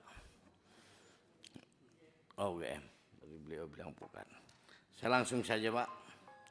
Yang pertama, saya sangat mengapresiasi masukan yang Bapak sampaikan yang memperkaya pengetahuan kami tentang aspek pidana perampasan aset ini. Nah, yang ada beberapa hal yang memang saya ingin tanyakan. Bahwa perampasan aset ini ada hal yang sangat penting dalam rangka maksimalkan pengembalian kerugian negara. Kerugian negara berapa banyak? Memang wacana seperti ini dari zaman dulu tahun 2000-an ada istilah akhirnya ditolak itu hukum terbalik pada zaman Gus Dur pada waktu itu ya. Akhirnya ditolak karena husnudzon lah macam-macam lah seperti itu. Nah sekarang kalau yang saya amati, yang saya cermati apa yang disampaikan oleh narasumber kita, ini tidak beda jauh Pak, hampir sama menurut saya. Cuman bahasanya aja yang berbeda. Misalnya saya ingin tanyakan Bapak, kalau yang sudah meninggal sudah jelas, atau harta yang, ini bagaimana harta yang hasil korupsi yang disamarkan? Ini kan tidak bisa Pak. Ini ditarik misalnya dari seseorang yang disamarkan itu, hartanya disamarkan, dipindah tangankan ke orang, disamarkan, berarti kan kita melanggar hak asasi manusia. Mungkin ada harta dia yang diambil. Karena pemahaman kita dengan pemahaman masyarakat halayak ramai ini beda Pak. Kalau masyarakat misalnya perampasan aset, ayo kita terapkan hukum perampasan aset, yang mereka pahami beda dengan kita yang kita pahami. Mereka memahami bahwa perampasan aset ambil semua, miskinkan semua, walaupun itu harta kita, harta dari hasil yang bukan dari hasil korupsi misalnya. Nah ini yang kedua begini Pak, tadi Bapak sampaikan misalnya di Kejaksaan Agung ada 800 triliun yang diambil, yang disita, terus nyatanya yang dikembalikan kurang lebih dari sangat jauh. Ini kan hal-hal seperti ini kan lebih banyak. Saya bukan tidak setuju dengan perampasan aset ini, tapi pembahasan di sini menurut saya lebih banyak takut dijadikan alat politik untuk pencitraan. Misalnya kenyataan kita ambil sekian, tapi nyatanya tidak ada sekian. Nah ini terus memang perampasan aset ini untuk memperkuat tata kelola pemerintahan yang bersih. Itu yang saya pertanyakan yang tadi Pak, bagaimana harta yang disamarkan itu solusinya bagaimana? Terus yang kedua, yang berikutnya itu perampasan aset ini diusulkan atau dirancang untuk merampas aset hasil tindak pidana khusus kejahatan korupsi tanpa menunggu pidana tetap yang dijatuhkan kepada pelakunya. Jelas ini Pak, ini melanggar hak asasi manusia tanpa keputusan pengadilan. Bagaimana kita mengambil? Ada Pak, ada satu kasus yang tidak perlu saya sebutkan, kasus korupsi yang ditangani oleh KPK Pak. Sekian banyak asetnya diambil, terjadi tahun 2019. Saya tidak menyebutkan kasusnya itu apa. Itu diambil aset koruptor itu semua. Salah satu kementerian diambil, padahal berapa banyak aset yang diambil itu aset yang benar, bukan hasil korupsi. Setelah itu dikembalikan, tapi setelah dikembalikan namanya kan sudah jelek Pak. Andai kata itu barang, ini kasus fakta Pak, barang itu mau dijual orang nggak berani karena sudah dipasang plang. Ini disegel karena hasil korupsi, disegel oleh salah satu APH lah. Nah ini bagaimana solusinya menurut pandangan Bapak menurut saya? Nah karena kita harus berhati-hati dalam menyusun menetapkan undang-undang ini, alih-alih undang-undang perampasan aset ini untuk memperkuat landasan hukum. Jangan sampai perampasan aset ini apa yang tadi dikatakan oleh Ketua, jangan sampai kesewenang-wenangan yang terjadi di alat penegak hukum. Terima kasih Ketua. Om Nasir Jamil, bentar ya Om Nurdin. Oh, mau, boleh. Terima kasih pimpinan. Assalamualaikum warahmatullahi wabarakatuh. Yang terhormat pimpinan Komisi 3, anggota Komisi 3, Pak Heri, Prof. Heri, dan Dr. Oce yang saya hormati. Ada beberapa hal mungkin yang saya sependapat dengan Bapak, bahwa sebetulnya perampasan aset ini kan dilaksanakan setelah tindak pidananya tidak berjalan dengan semestinya. Seperti tindak pidana korupsi. Sementara proses terus tersangkanya meninggal dunia. Maka disitulah berlaku perampasan aset. Melarikan diri. Dan ada lagi itu di kepabeanan Pak ya. Ada barang-barang yang masuk dari luar negeri itu. Tidak tahu siapa yang punya itu.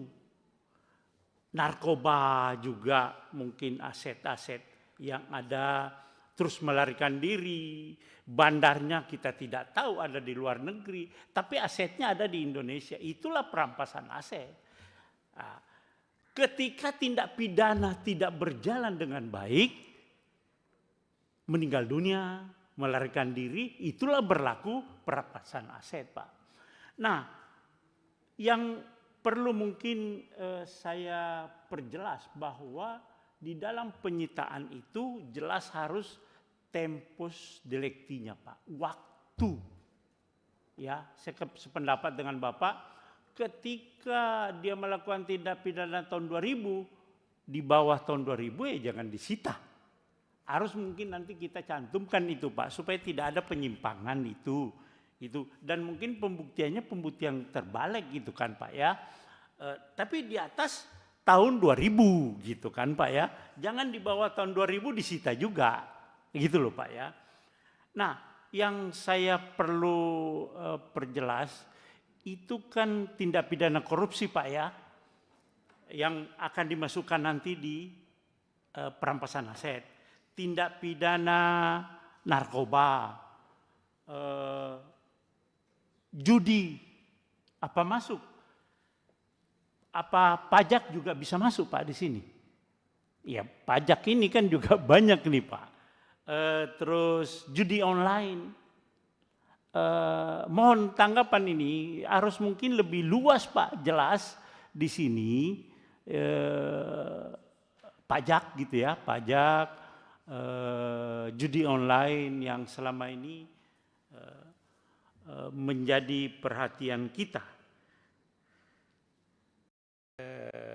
Nah, masalah lembaga ini di bawah presiden Pak, mungkin ya ini kita jadi masukan dari Bapak, kita pertimbangkan karena ini kan saya kira masalah perampasan aset ini, undang-undang ini kan akan dijalankan oleh para penyidik-penyidik nanti melaksanakan para penyidik melaksanakan itu.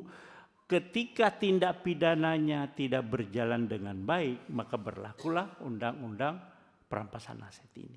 Ya, meninggal dunia, melarikan diri dan sebagainya Pak, akan kita perinci nanti. Terima kasih. Assalamualaikum warahmatullahi wabarakatuh. Salam. Pak Nasir. Baik, terima kasih Ketua. Assalamualaikum warahmatullahi wabarakatuh. Selamat pagi dan salam sejahtera untuk kita semuanya. Terima kasih Ketua, Bapak Ibu, anggota Komisi 3 yang kami hormati. Saya Nasir Jamil dari fraksi PKS ingin menyampaikan beberapa hal kepada dua narasumber kita pada hari ini, yaitu Dr. Oce Madril dan juga Profesor Dr. Heri Firmansyah. Sebagaimana kita ketahui bahwa negara itu punya hak paksa, ya, kursi power untuk menegakkan hukum dan ketertiban. Dan itu adalah salah satu jalan menuju keadilan. Tapi kalau kita lihat potret negara hukum di Indonesia ini memang masih jauh dari harapan. Ya. Skor indeks negara hukum kita di tahun 2024 itu 0,53. Urutan ke 100 urutan ke-68 dari 142 negara.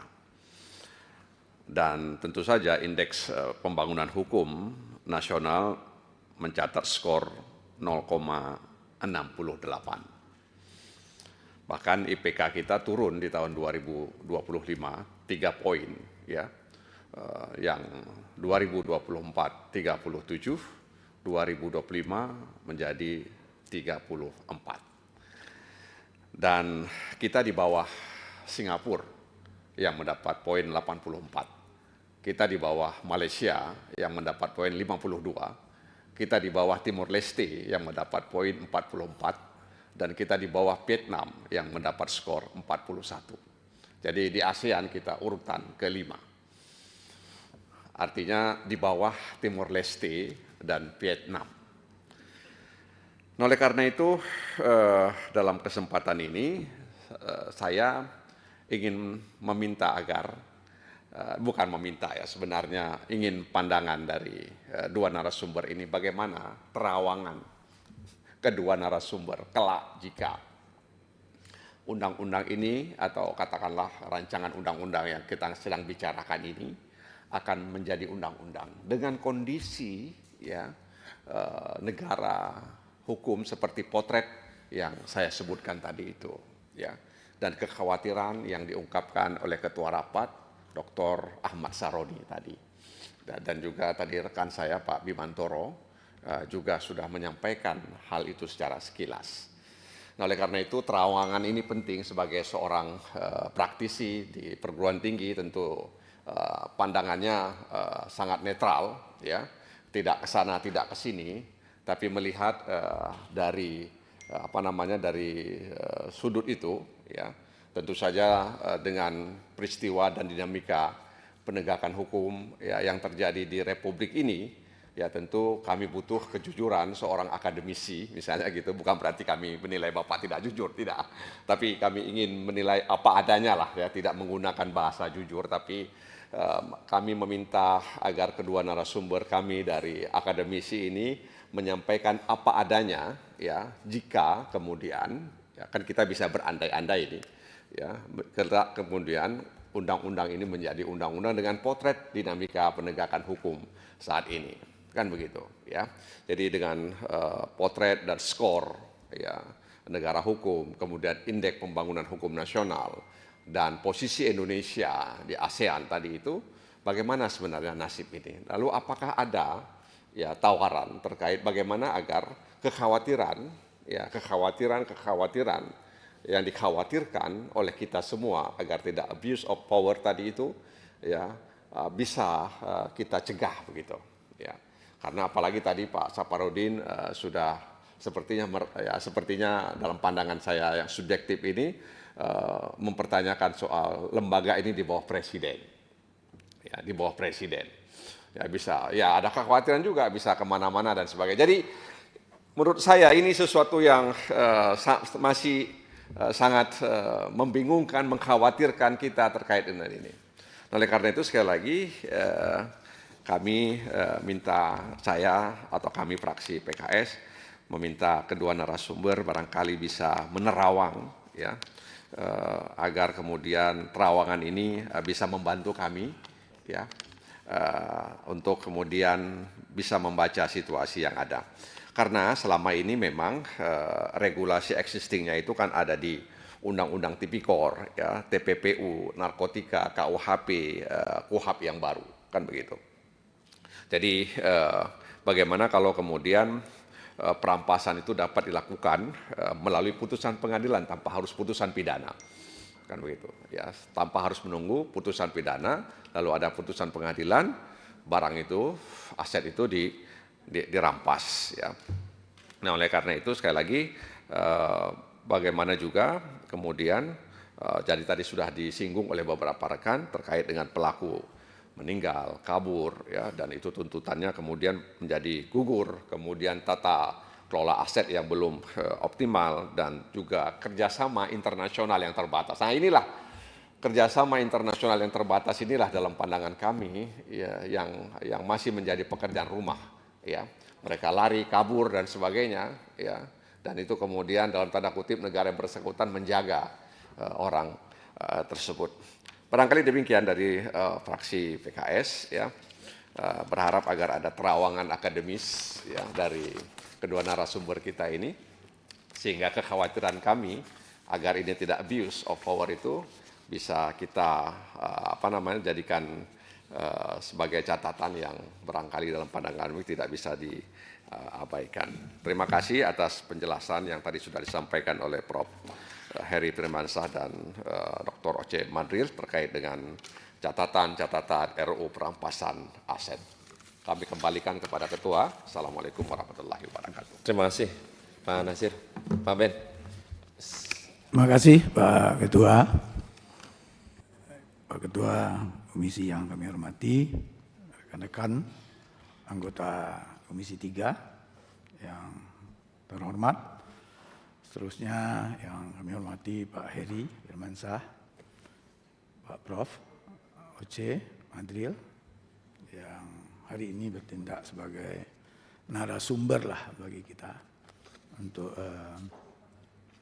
memberikan masukan terhadap rancangan Undang-Undang Perampasan Aset yang memang sedang bergulir di DPR sekarang ini, khususnya di Komisi 3. Saya coba menyampaikan yang pertama ucapan terima kasih pada Pak Heri, Pak Oce, yang telah memberikan masukan yang sangat berarti tentunya untuk pembahasan lebih lanjut ke depan. Nah, kita tahu undang-undang ini tentu sangat ditunggu oleh masyarakat umum. Kita lihat di media-media sosial dan lain sebagainya, masyarakat menunggu disahkannya undang-undang perampasan aset ini. Namun kita tentu tidak gegabah juga tentunya. Tentu perlu landasan-landasan yang kuat, kajian-kajian yang mendalam, supaya tidak terjadi penyalahgunaan terhadap undang-undang yang akan kita lahirkan ini. Saya pertama akan mencoba bertanya ke Pak Heri ini. Ya, Pak Heri banyak menjelaskan tadi pendapatnya. Tentu pertama pasal-pasal KUHP yang baru ini, maksud saya, kira-kira yang mana pasal KUHP kita ini yang berpotensi bertentangan, ya, bertentangan dengan atau berbenturan dengan mekanisme pemblokiran dan penyitaan dalam rancangan undang-undang perampasan aset kita ini. Karena kan misalnya di KUHP kita itu setiap tindakan upaya paksa, sebutlah penyitaan dan lain sebagainya, itu harus ada izin pengadilan. Apakah dalam penyitaan ini juga bisa, ya, perlukah izin penyitaan dari pengadilan? Kemudian terhadap upaya paksa, yang namanya penyitaan ini kan bagian dari upaya paksa ya Pak Heri. Ya. Kalau di KUHP diatur itu bisa diajukan pra peradilan, salah satu objek untuk yang dapat diajukan pra peradilan. Khusus yang rancang undang-undang perampasan aset yang sedang kita rancang ini, bagaimana pandang Pak Heri?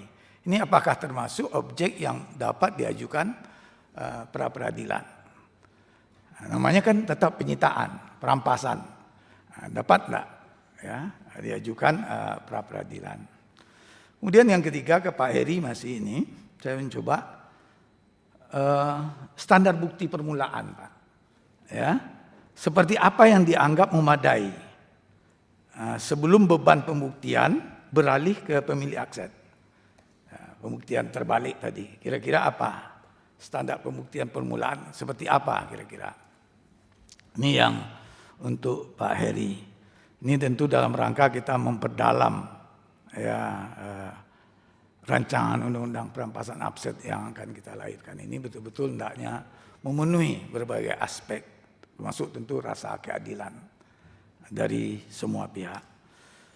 Kemudian kepada Pak Dr. Oce Madril, saya juga banyak juga masukan yang sudah disampaikan juga pandangan teman-teman tadi. Menurut Bapak kira-kira dari negara-negara yang sudah menerapkan NCB ini, model kelembagaan pengelola aset mana yang paling berhasil?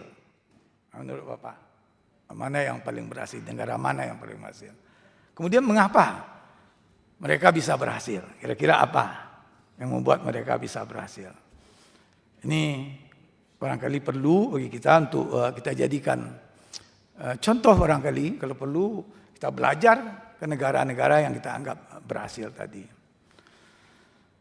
Kemudian akses apa yang pernah terjadi di negara lain tersebut terkait penyalahgunaan kewenangan oleh APH.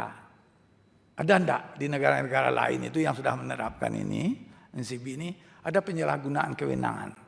Modusnya seperti apa? Kira-kira apa ya yang terjadi di negara yang sudah menerapkan ini? Kemudian ambang batas, Pak. Ambang batas 1 miliar, menurut Bapak apakah sudah tepat atau perlu dikalibrasi lebih lanjut? Nah, ini juga perlu kita kaji lebih dalam barangkali. Kira-kira ini sekedar pertanyaan atau pendalaman barangkali untuk narasumber kita ya Pak Ketua. Mudah-mudahan rancangan undang yang akan kita lahirkan ini betul-betul nanti hendaknya mendekati sempurna, memenuhi rasa keadilan semua pihak tentunya. Demikian barangkali, terima kasih. Assalamualaikum warahmatullahi wabarakatuh. Terima kasih. Terakhir Pak Beni.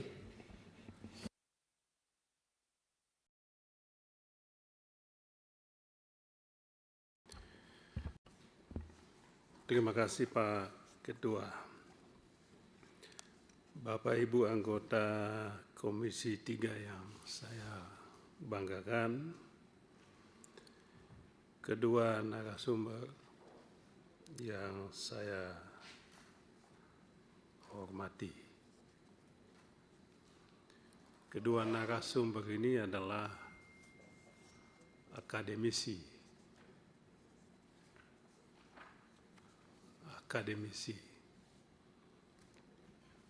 Mengapa penting akademisi diundang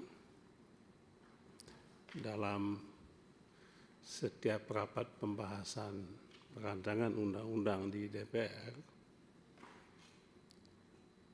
Salah satu tujuannya adalah untuk membuat terang yang gelap, ya kan? Untuk membuat masuk akal yang tidak masuk akal. Mengutip kata-kata Tan Malaka, yang kita butuhkan dari akademisi itu adalah logika rasional, material, bukan logika mistika. Kalau logika mistika ya tidak maju-maju negara kita ini. Logika rasional itu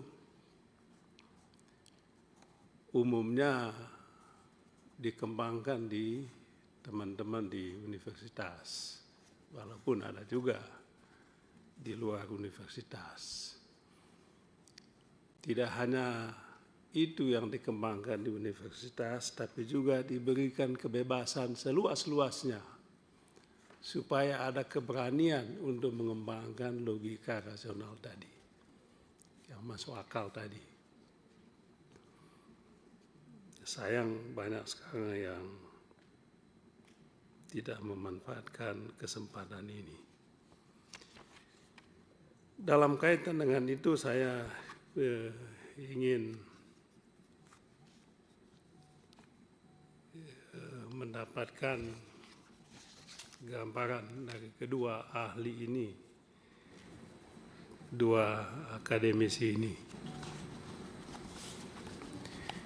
mengenai apa yang menjadi alasan pokok, alasan utama undang-undang ini dianggap penting untuk saat ini.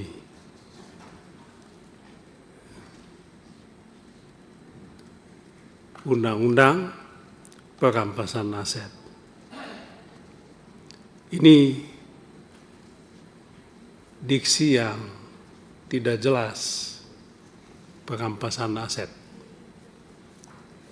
Mengapa tidak jelas? Karena di situ menimbulkan sejumlah pertanyaan. Siapa yang diberi kekuasaan untuk merampas? Apa yang dirampas? Apa legitimasi negara merampas kekayaan orang? Kan gitu. Lalu setelah dirampas, siapa yang mengelola harta rampasan?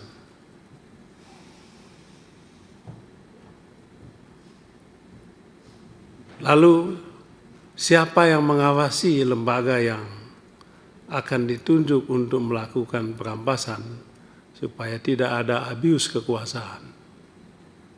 Nah, ini adalah pertanyaan-pertanyaan akademik yang harus dijawab oleh para narasumber.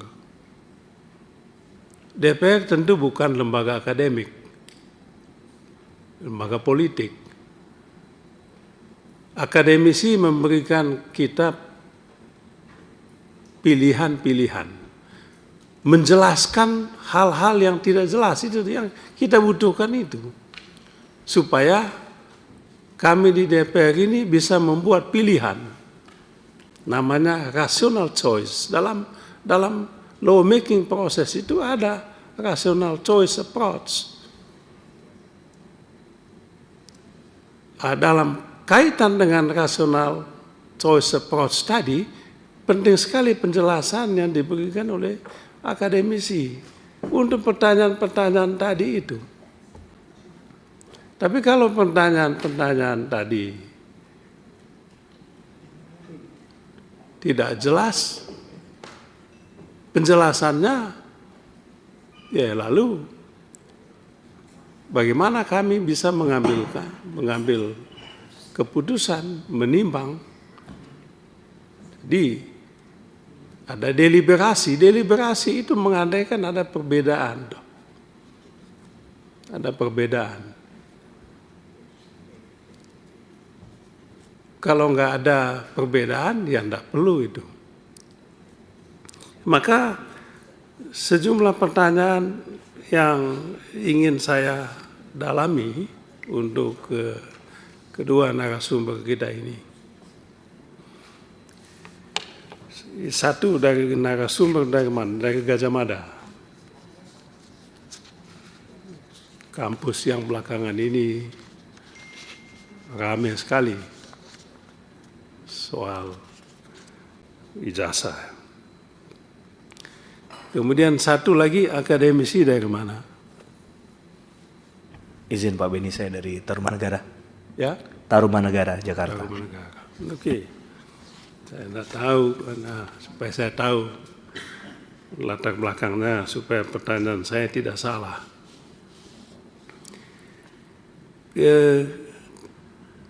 Yang dari Gajah Mada tadi mengusulkan NCB terbatas. Ya Mas Oce, NCB terbatas. Ya kalau meninggal dunia, kalau ini, oke, tidak masalah. Poin saya adalah, kalau memang negara ini sungguh-sungguh mau memberantas korupsi, membangun masyarakat yang clean society, maka memang usulan UNCAC itu penting. NCB bagi saya tidak terbatas pun tidak masalah.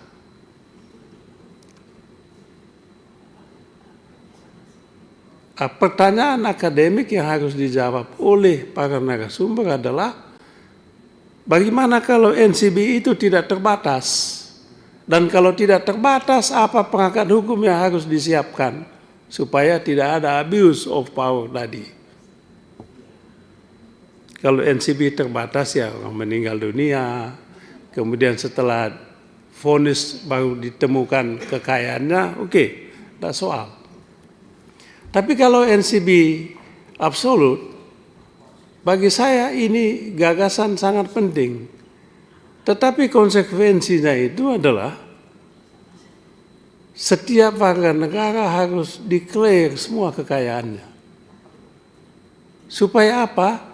Tidak ada, kan itu tadi salah satu problem yang kita temukan dalam agenda pemberantasan korupsi dan perampasan aset adalah banyak kekayaan si terpidana ini yang dititipkan pada pihak lain, lembaga lain, atau orang lain yang kita sebut dengan nomine mekanisme.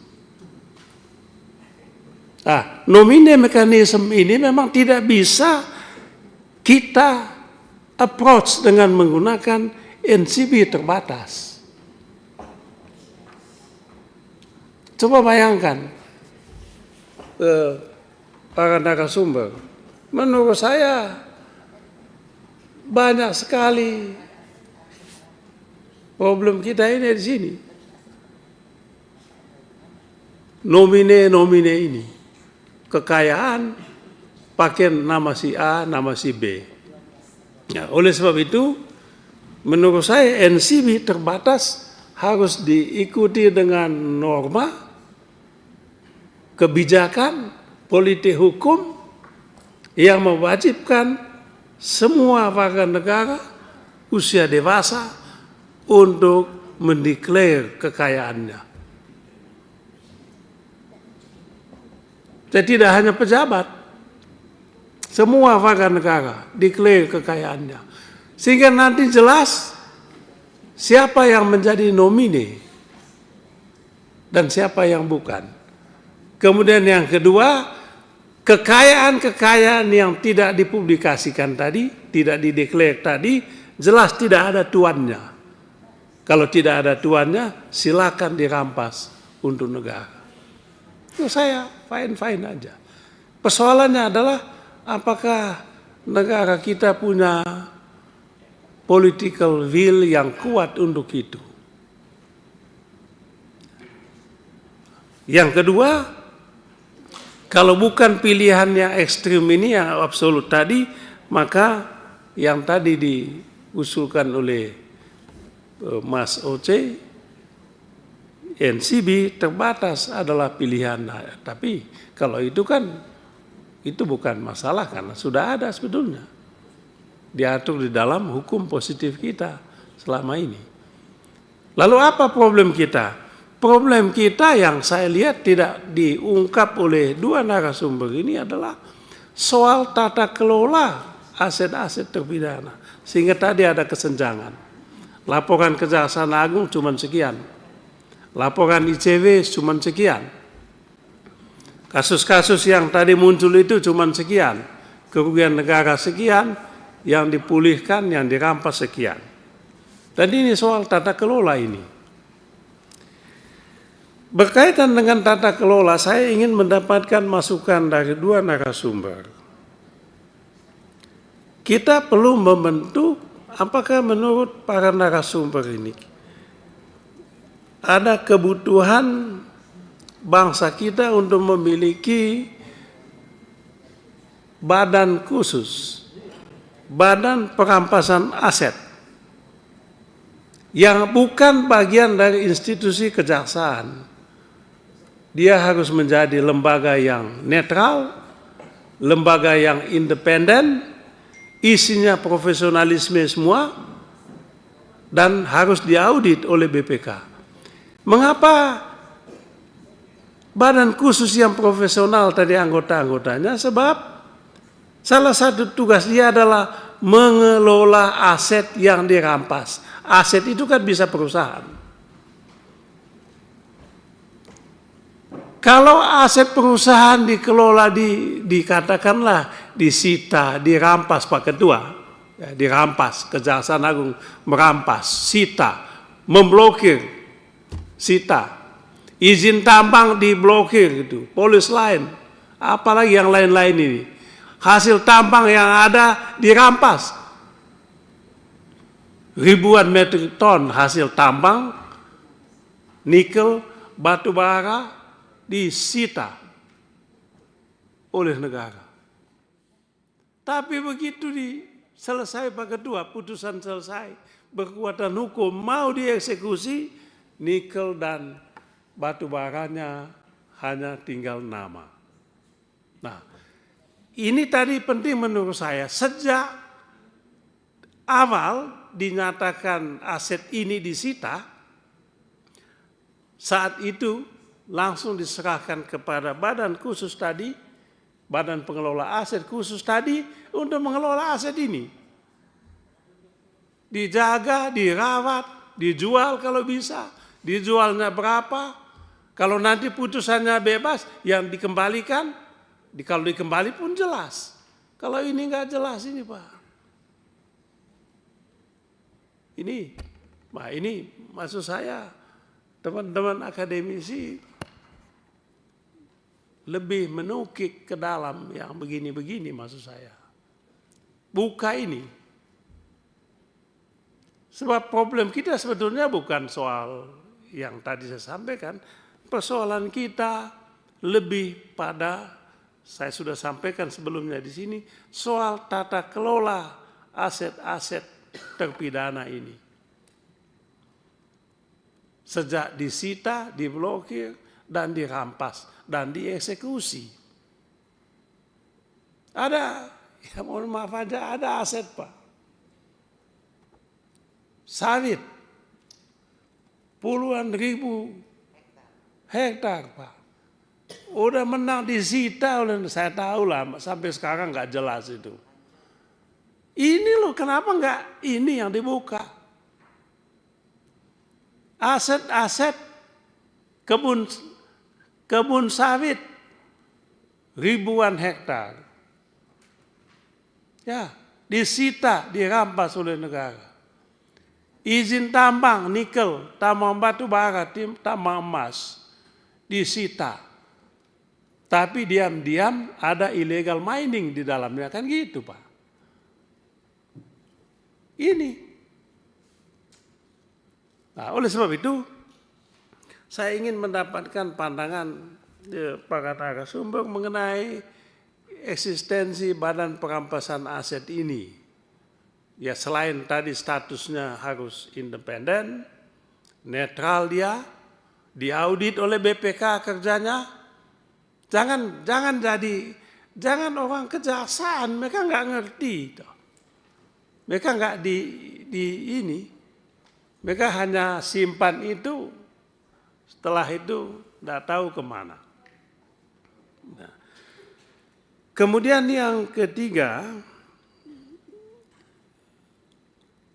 perampasan aset ini apakah hanya untuk korupsi saja atau untuk tindak pidana judi dan juga tindak pidana narkoba? Itu lebih banyak lagi. Ditemukan narkoba, Pak. Ditemukan narkoba sekian, ada gudangnya segala macam. Diberitakan di media televisi. Sekian, yang lain diapakan? Dibakar. Ngapain dibakar, Pak? Kenapa enggak dikelola? Sayang, kalau memang betul ada. Dikelola untuk apa? Mungkin manfaat ilmu pengetahuan. Mungkin manfaat untuk kesehatan dan sebagainya. Nah, selama ini dirampas, kan gitu, dirampas Pak. Langsung dirampas. Setelah dirampas, tidak jelas. Tidak jelas lagi setelah dirampas. Orangnya masuk bui, kemudian barangnya dirampas, kemudian menguap. Akan halnya juga perjudian. Perjudian. Ya kalau judi menurut saya, ya itu yang nggak perlu diputuskan pengadilan menurut saya. Ketahuan judinya, hasil perjudian langsung disita, langsung dirampas untuk negara. Nggak perlu lagi putusan pengadilan. Kalau itu yang dimaksudkan dengan NCB itu ya saya setuju itu. Ya, saya setuju itu. Hasil judi langsung masuk. Pak Ben, waktu Pak Ben. Ini memang. Enggak, ini akademisi itu butuh waktu panjang supaya bisa berimajinasi. Ini di Komisi 3 Pak Ben, bukan di kampus. Inilah, saya menghormati akademisi kalau enggak. Sebab kalau akademisi kita enggak tanya secara akademis juga kan susah Pak, iya kan? Ini dokter semua ini Pak. Semua dokter ini. Saya juga, walaupun dokter zaman lama lah, saya udah lama. Baiklah kalau begitu Pak Ketua, terima kasih banyak atas waktu yang diberikan. Pak Ketua izin 1 menit aja. Oke, terakhir ya Pak Rianto. Iya. Terima kasih Pak Ketua, rekan-rekan dari Untar dan dari UGM. Pak Oce selamat jadi pukat ya. Pukat terkenal di UGM. Saya cuma menyampaikan prolog awalnya. Jadi kalau menyampaikan di mana-mana tentang perampasan aset, saya mengaca kepada BKD kita, Badan Keahlian DPR. RUU perampasan aset terkait tindak pidana. Jadi di belakangnya ada terkait tindak pidana. Masalahnya di masyarakat itu ada confuse. Jangan-jangan ini RUU gemes gitu loh. Gemes lihat orang kaya, lihat orang koruptor, lihat siapa-siapa gitu kan. Jadi RUU perampasan aset terkait tindak pidana. Jadi ada kaitan dengan tindak pidana. Jadi bukan hanya patut diduga, itu harus dirampas itu. Nah, persepsi yang di masyarakat harus kita hilangkan seperti itu. Nanti akhirnya yang terjadi abuse of power atau pelanggaran HAM. Yang kedua, benar yang dikatakan Pak Beni tadi, masalah pengelolaan aset yang dirampas. Ini penting sekali.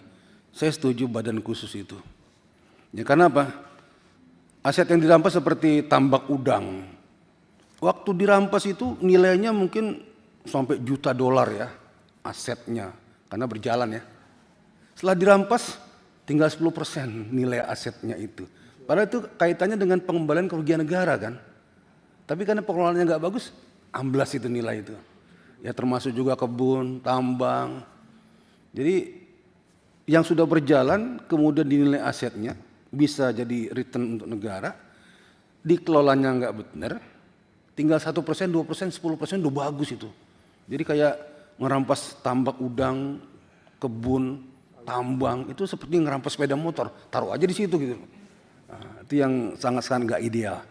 Mungkin rekan-rekan para narasumber ini bisa membuat itu lebih hidup lagi ya. Ini yang sebenarnya paling penting nanti kalau sudah dilaksanakan. Terima kasih Pak Ketua. Terima kasih Bapak-Bapak sekalian, karena ini para profesor bukan mitra, jadi izin tadi diskusi terkait dengan teman-teman agar hal-hal yang terkait dengan perampasan aset ini makin membuka kita semua agar jangan sampai salah kaprah, dan ini bentuk di mana kita menerima masukan dari para ahlinya seperti kayak Pak Beni dan teman-teman yang lainnya. Karena waktu telah melampaui batas, saya akhiri. Wabillahi taufiq wal hidayah. Wassalamualaikum warahmatullahi wabarakatuh.